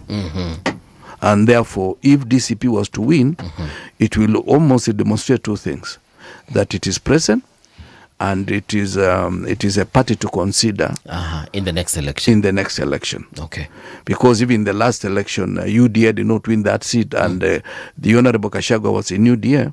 It tells you Uhuru has some strong presence in Kalou. And my fear is not the strength of UDA. Yes. It is the strength of Jubilee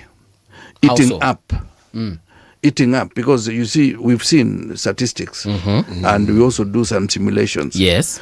At the beginning of time, DCP was ahead by about 43%, followed by UDA about 38%. All right. At that time. I don't know now. I've not done any how long ago was it that you did the simulation? More than a month. Okay. Then Jubilee was present. So the 3 were the main ones. Then the others shared about 5%. Okay. This therefore tells you the strength of Jubilee will undermine the capacity of DCP to win that seat. Really? Yeah. Because if you eat up into the anti-UDA bloc, then you're allowing UDA to come up. Very true. Yeah. So are we saying that we might actually see a UDA win today? The chances are there. But collectively, Jubilee and DCP are more. Remember, when you became MP, I'm looking back into history, the part of what made you stand out is one, the region you came from and the position you took. As a young man, you're doing something that people are not supposed to do. Yes. You are differing with the president. Yeah. And you know, it's the president who told me that bad manners. Yes. Because when I met him the first time in Kericho, not Kericho Tea, the Midwest Hotel. Yes. The one of Kimngeno Ngeny. Yes. Yes. He said, well, I met him and you get shocked. You know, when you are seeing president on the photo and when you meet him one-to-one the way we are now, it's a different parameter. Then he talked to us. And he's a very humble person. Yes. And he has very disarming. He has a human face. He's very disarming. He was very disarming. Yeah. Yes. So he talked to me, oh, young man, 2 or 3 questions. And he told me, should you win this election, make sure you bring all the people. Because Trans Nzoia, the way it is a very complex county. So when I got in, I realized Kalenjins were about 34%. Kikuyu, Kisi and others about similar block. Then the Luya about 33%. So I realized to survive here, you must pick your block and also pick something from the rest. So anytime he used to quarrel me, I tell him, Your Excellency, you know you are the one who told me this. Yes. That when you win, this is what you must do. This is what you must do. Then he told me of a story that somebody listened to music. Then he started moving his head. Yes. Until he eventually shook his body. So he told me, don't listen to this opposition until you shake the whole body. So, but if you remember again, once multipartism came back into our system, the 2 terms that the president had, the very thing you're saying regarding Kalou is what seems to have pertained then. Because the opposition, who were the majority, divided the votes among themselves. I agree. And President Moi emerged the winner. We didn't have a 50 plus 1 rule then. It was simple majority. Yes. And the opposition had almost 60-something%. Yes. But they divided. President Moi got in with 34%. Yeah. Hata yeye aliangalia akasema hii watu ni kama hawavigiri. And you see, it was very simple. Yes. The formidable bloc, Jaramogi got about 1 million votes. Okay. But there was the issue of the Ford was split initially by forming Ford Kenya and Ford Asili. Then Kibaki, I don't know whether he was made to run, incidentally supported by the Kenyatta family, ran. And Matiba, who was very formidable, out of other reasons, was blocked from going beyond Embu. Yes. Then he concentrated his campaign on Murang'a, Kiambu, and Kikuyu diaspora in the Rift Valley. Then Shikuku assisted him to penetrate Western and reduce Jaramogi's votes. And when you put Kibaki and Matiba alone, without even Mzee Jaramogi, they had more than 2-point-something million votes. Mzee Moi got 1.9 million votes. Then Jaramogi had 1 million votes. So it could have gone up to 3, because initially it was the Jaramogi, being the elder one, should be supported, and somebody else becomes his running mate. That was not to become. Enyewe hapo opposition walijicheza hapo. Hata sahi, I told you William has 40%. Yes. If we are not careful, we'll play the same script. Yeah, but because people don't learn from history. Yeah. In Kalou, why didn't the opposition lead and show us that this is an example of what we mean for 2027? Jubilee wasikizane na DCP waseme, look, let's just put one person. Fred Matiang'i argued very well. Dr. Fred Matiang'i. He said this was a Jubilee seat. The way we ceded Mbere to DP, why don't we cede to Jubilee? But nobody was listening. I remember DCP leader Gachagua said, look guys, I ceded, we lost. This time around I am not ceding because we need to win. How about if we lost? Because if you are a Democrat, any answer, any reality, you must be ready for. Lakini muhimu ground inasema aje, because up to now DCP is leading. Okay. But you see, when the results come in the evening, other things might happen. I remember in the last election in Cherangani constituency, I was not running. There is a young man called Wesley Korir. Okay. The guy who defeated me. Now, he was running. He had very good votes. Yes. And he had good chance of winning. Then there was a center called Nyakinywa, which is about 10 kilometers from the Tarling Center. The results did not come for 2 days. Why? I don't know. That's why I'm saying. Well, and when they came, that was determining results. The difference between Wesley the winner and the loser, yes. Yeah, the winner and the loser is 300 votes. And that literally 300 300. And that constituency has a knack for very strange things. The winner in 1988 election, the late Masinde Muliro, was the difference was 7 votes. 7 votes. And that's why the petition took place. And there were 100 votes which were not stamped by the presiding officer. And they were cast in favor of the other candidate. Okay. So I became a beneficiary of that bad manners. Yeah. So Cherangani has all those stories. Yeah. Cherangani is another mini Kenya. It's a mini Kenya because all communities, just like here, the late Kibuitu won by a margin of 5 votes in one of the elections in Nairobi. Yeah. Then there was Barshil in somewhere in Garissa. He won by 2 votes. That's why I want to tell politicians, don't ignore anybody. Kweli. Don't say so and so ana watu. Yeah. Hiyo kura moja ndio inaongeza zinakuwa 2 na unashinda. That's why 50+1 is very critical. And even at constituency level is very important. Yeah. I've been hearing some of the leaders say, so and so anakura. Even somebody with 10,000 votes, those votes can make a difference for the presidential. Yes. Yeah. You get my guy. Well, if you look at any trajectory of our politics, history becomes the rule book for understanding what it is that is possible or what can be done. Because it's been done, so there's no conjecture here. There's no guessing. You know it has been done. Just like, to chime into what you're saying, when people talk about somebody not having votes, who actually determines that? Yeah. Someone tells you, this person has no development record. What makes you think people vote in development? Yes. We have some really strange voting patterns. Really strange. In some cases, if you are endorsed by the party leader who comes from your region, you are as good as having one. Unless there's something particularly strange about you. In other places, you are by far the most entertaining. Very true. You have a lot of mambo jumbo and people love it and they want to come and listen to you. Okay. In some places, people vote you in because, again, this is we say it's a Kenyan thing. The person whom you're competing against, for whatever reason, people have learned to dislike that person completely, and they want anybody and anything. So unabahatikia hapo. The late Joseph Kamodho was to say of Ford Kenya that the popularity one saw in the central Kenya, it was called then, that even a dog could have stood on Ford Asili and win.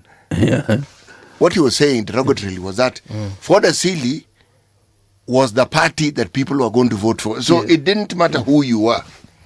Well, but we've seen it in modern times. How ODM, people who are in ODM, except for the few exceptions you've seen, you'd win. If you're in Wiper, you'd win. Again, if you're in UDA, at a certain point and depending on where, you'd win. So it's a peculiarity of our politics, and it's something that somebody must understand. And yet, despite all that, there's this anomaly. You'll find somebody like Shakil Shabir standing in a place called Kisumu East. Yes. And he has won 3 times. And not on ODM. Yes. So it is, we see the oddest of things and why it is. And if you ask, you will be told, well, we elect this person because of this and this and this and this and this. Yes. Now, so when it comes for Kalou, again, the assumption that because there's a dominance of people whose heritage and background is central Kenya, and against the background of the narrative that this president, not even his party, because it's not the party people talk about, this president is unpopular, that he stands no chance. With our politics, that can't be a statement of truth. Not with our politics. Because it is the anomaly that we saw happening that got this president his presidency. Yes. The anomaly happened. So again, so what makes us think that the anomaly is a thing of the past?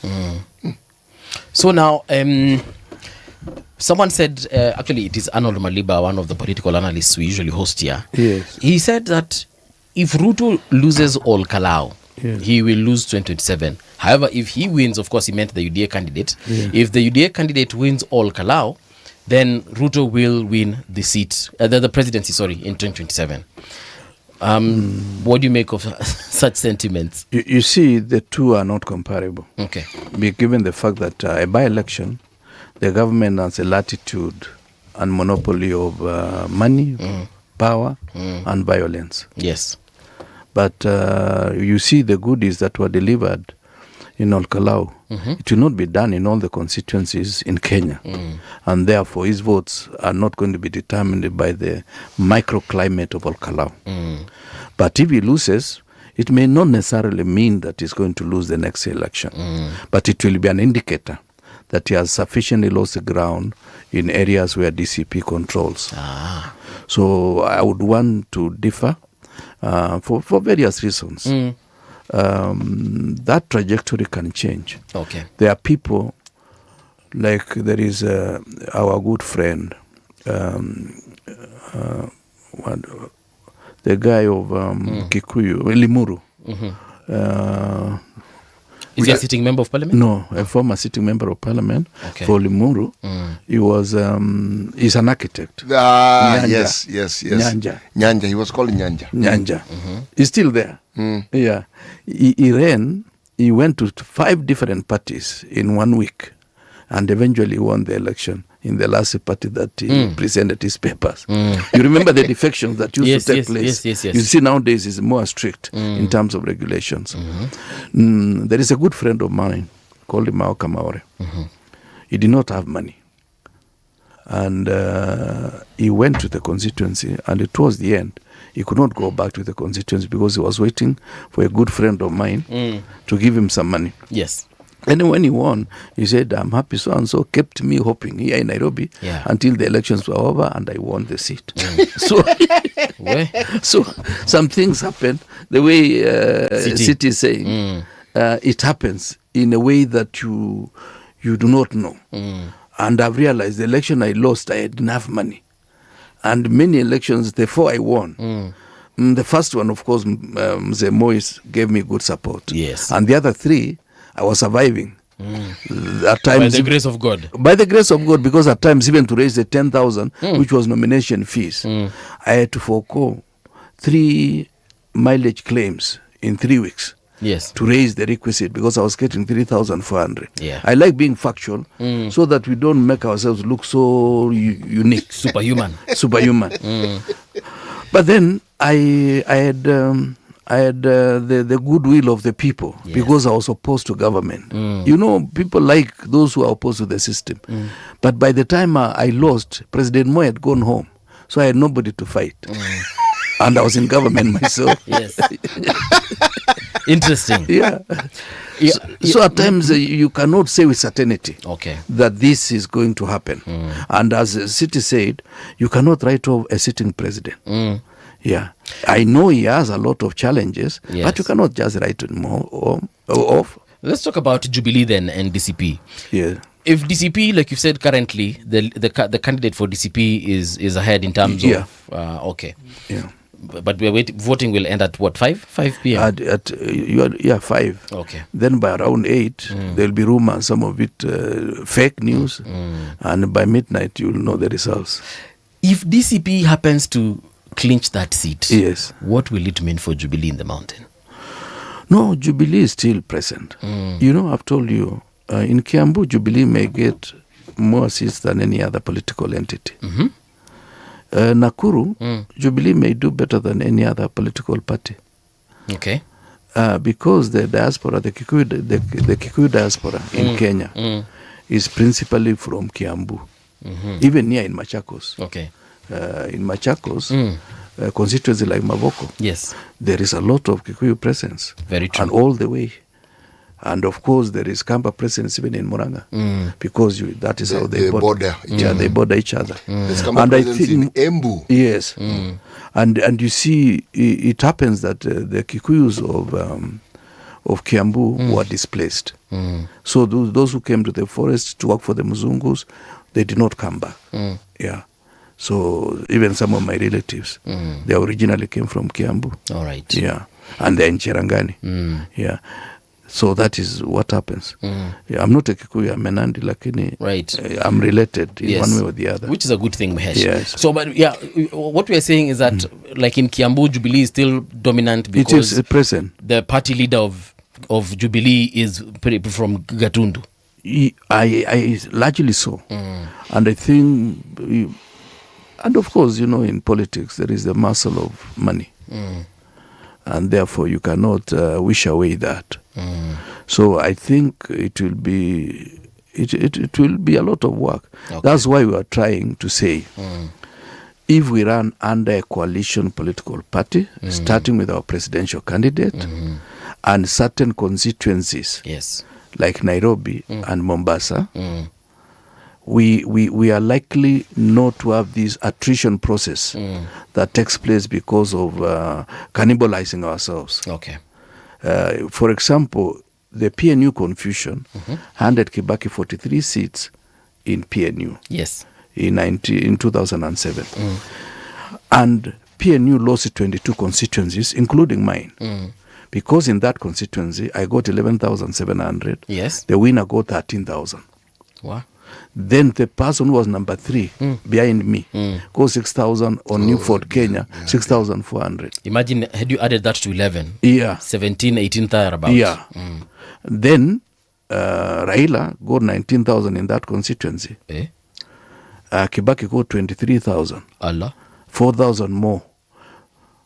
This therefore means that if it was ODM versus PNU without the other candidates, I had a good chance of winning. Very true. Yeah. So now, minor commander here lost by just a margin of about 10,000 votes. Were won in Mbakasi, the late Were. And in the by-election, PNU won because Were had gotten about 49. And Waititu, I think there was Waititu and somebody else. When you combine them, they were at 60. Yeah. So we have 22 constituencies. Yes. I can show you that page once the document is released in the public domain. Yes. So that is something that these leaders, if they go the way they are going, we are likely to have more votes, but scattered in a way that William will get more than 100 members of parliament. Because that is another trick. Because in Nairobi, we can win, hands down. Yes. Mombasa, we can win, hands down. In Nakuru, if we go the coalition political party, we can win, hands down. Even in Trans Nzoia County, where I come from, right, we have 5 constituencies. The only constituency that can go to UDA is Sendebes, perhaps. The other constituencies, if we are in a coalition, like Cherangani, we will win in the morning. But if we go separate ways, the DAP as a candidate, DCP or Jubilee as a candidate, we will get about 10,000 votes. We'll lose. Kaput. Yeah. There are folks who are saying that perhaps United Opposition is not the reason why they have not declared a presidential flag bearer is because they really haven't agreed whether it's A, B, C, D, E, F, G, H. The process has not even started. You know, coalition formation. Even the delay, mheshimiwa, the delay of that process. The reason why you know, unaweza kutaka kuoga lakini unaogopa kuingia jumaji ni baridi. Na umetoa nguo. Sasa unaona shida ni hapo kwa kutoa nguo sasa. Sasa hata hujatoa. Forget whether the water is cold or hot. Hata hujatoa nguo. So usipotoa, how are you going to get to the next step? So the step that the United Opposition currently is at, hata hiyo kuanza tu kujipanga ndio mpange sasa ni nani, hata ijaanza. Na hiyo ndio shida. No. We don't know. No, that's why I said what is being said out here. Not what I know, what is being said. You're 100% right, because we actually don't know what they're doing. Watu wanasema watu hawajajipanga, and you know that's dangerous. When you don't know what we are doing, it means you don't know where we are going. Yes. We actually we have no idea. I agree with you. In fact, I would be wrong if you say it so. If you see, we started this work last year. I've been ready from March to present to them a report. For one reason or the other, they have postponed our retreat 3 times. So whatever people are saying outside here, I partly agree. But internally, the document is ready. We've given them all those processes and even the constituencies we can map out for them to win. And if we do that, we will win more than 180 members of parliament collectively. But if we go separate ways, that's it. William will get 150. And therefore, we would need just another person to run away from our side, and he wins. Or just one person to defect. Yeah. amke aseme huko hata hakuna kitu. You know, that is what happened with akina at that time when we had Wetangula and Mudavadi moving to UDA. Yeah. Because at the time they were saying UDA hata hakuna kitu. Yeah. Then a few weeks later we see them in UDA. But we've seen the opposite. People who are in UDA, stalwart. Then the next moment say, nah, this government, we move to the other party. Yeah. The thing is, yes, political defections are never about what the people who've defected tell us, as far as I'm concerned. No, it never really is. There's what to tell the public to justify what you're about to do. But it in my opinion, doesn't represent the reality or the truth about what it is you're doing. Okay. Mheshimiwa, let me ask this question. Yes. Those who say they're in the...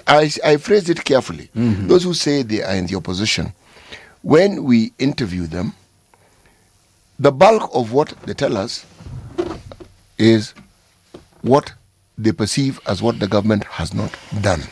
There was somebody who came here earlier on and even said the government has done nothing at all, and I corrected the person and said that is actually not true. Even you know it is not true. Okay?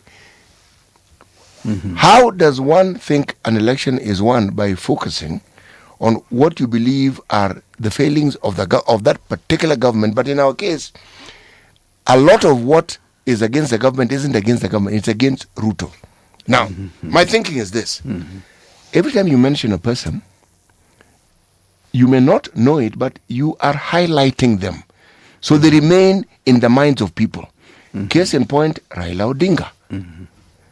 Every government of the day made Raila more popular than he would otherwise have been, because they continuously brought him to a discussion, continuously. And so he was continuously in the minds of the people.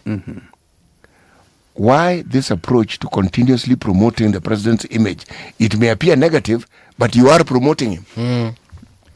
Well, if let's say we go by my program from August, we need now to drop our milestones on how we want to do things differently. And I hope there will be a retreat between now and August. Yes. If there is none, then we are delaying rolling out of the program. Okay. I'm saying this because I have the document, and I also have the latitude of telling Kenyans before or even after the elections, because there are obvious mistakes. These leaders are popular in certain areas, but collectively we could have done better by respecting even somebody who has 100,000 votes. Okay. You respect. All right. Yeah. Mwesh, tumefika mwisho wa kipindi chetu cha leo. What is your parting shot? Well, my worry about what is happening is that the promotion of Gunism. Remember, even in a place like Haiti, where I don't know whether our forces are still there, it is Gunism that created mayhem that country has suffered from.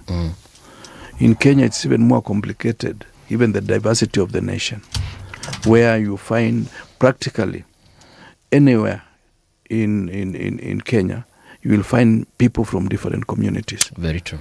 Even in my constituency, there is somebody called Mbuvi who was in Mangu with me. Oh. And you know where he comes from. Yes. So these are some of the issues that people who don't seem to know Kenya, because they come from where their community is the most dominant, don't know some of these sensitivities are dangerous, unnecessary, and retrogressive. Yeah. But finally, I think we need to learn to build trust among Kenyans and give them respect. Whether we win or we don't, Kenyans must be respected. Yes. I feel it is critical. Let the people know that this is their government, not the government that belongs to somebody. Okay. And let me remind my young brother Ruto, don't say I've done this. You have not done with your money. You've done with the taxes of Kenyans. And therefore, say we have done, or the government has done. For 10 years, Kibaki was president. He never used the word I. He said tutafanya, tumefanya hii, na hiyo ndio kitu ya maana. Thank you. Thank you so much, Waziri, for that. This is where we again come to a close. Today is Thursday. Today is Thursday, right? Yes. Today is Thursday. 16th. Hiya. Kesho ni Friday. Yeah, 16. Sawa. Mheshimiwa, kuna picha niliona mahali na hiyo nitakuongelesha baada ya hii. Naona Friday zako zinakuanga very late. Mimi ninaona nikikufuata one of these Fridays. I don't mind. Nitakufuata one of these Fridays. Yes. All right, folks. See you tomorrow bright and early.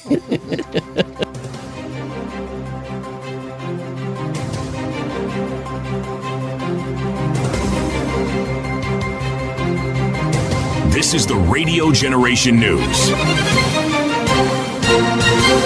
Good morning, I'm Winnie Maganga. Voting is underway in the Kalou parliamentary by-election, with residents turning out to elect a new member of parliament. Polling stations opened at 6 a.m. across the Nyandarua County constituency. The by-election is being held to choose a successor to the late David Kiarao, whose death earlier this year left the seat vacant. Nyaribari Chache Member of Parliament Zahir Janda says the United Democratic Alliance is confident of winning the Kalou parliamentary by-election. Speaking during a Radio Generation interview today, Janda dismissed opposition claims that the election process is flawed, saying the Independent Electoral Boundaries Commission is fully prepared to conduct a free and credible poll. It is the opposition. They have not prepared themselves. They already know they are going to lose the election. So they are now blaming IBC. They are blaming the police. They are blaming UDA because they already have sensed defeat. And I can tell you today in this studio, without a fear of doubt. The UDA candidate, by the grace of God, is going to be declared the winner. I am very confident. Yeah. Meanwhile, the lawmaker says the recent incident in which goons stoned the Linda Mwananchi convoy in Keumbu was unfortunate. The MP, who was summoned by the Directorate of Criminal Investigations to record a statement over the incident, says he does not condone violence.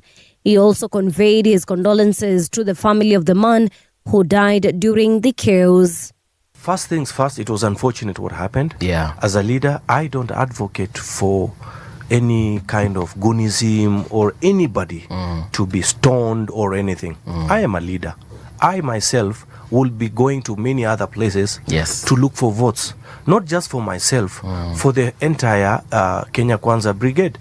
And none of us from the Kenya Kwanza Brigade advocates for such kind of behavior. So we don't agree and we don't allow. Myself, it was unfortunate what happened, and I also wanted to express my condolence to the family that lost their loved one. It was unfortunate. The guy alikuwa amepanda juu ya gari, and I think kwa ile speed kupiga bump jamaa mkono so he fell on his face, and it was sad. So whatever happened, and I was not part of it. NCIC chairperson Dr. Kefa Omae says the commission has already begun implementing a roadmap aimed at ensuring peaceful elections in 2027. Omae expressed confidence that the country will hold peaceful polls. Speaking on Citizen TV, Omae says the commission is focused on promoting good leadership, governance and national cohesion ahead of the general election. We have a roadmap that's yet to be launched.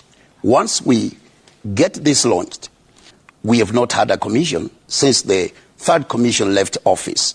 We just came in.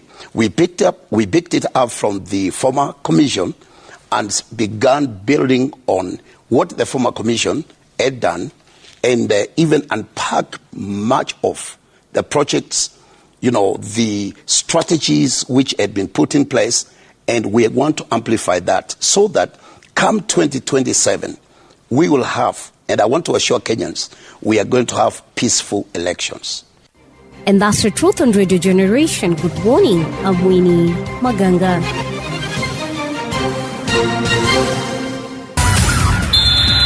Sports on Radio Generation. Good morning, I'm Samuel Otieno. The Belgian winger Leandro Trossard has joined Turkish Super League side Besiktas on a permanent transfer from Arsenal. The deal is up to 17 million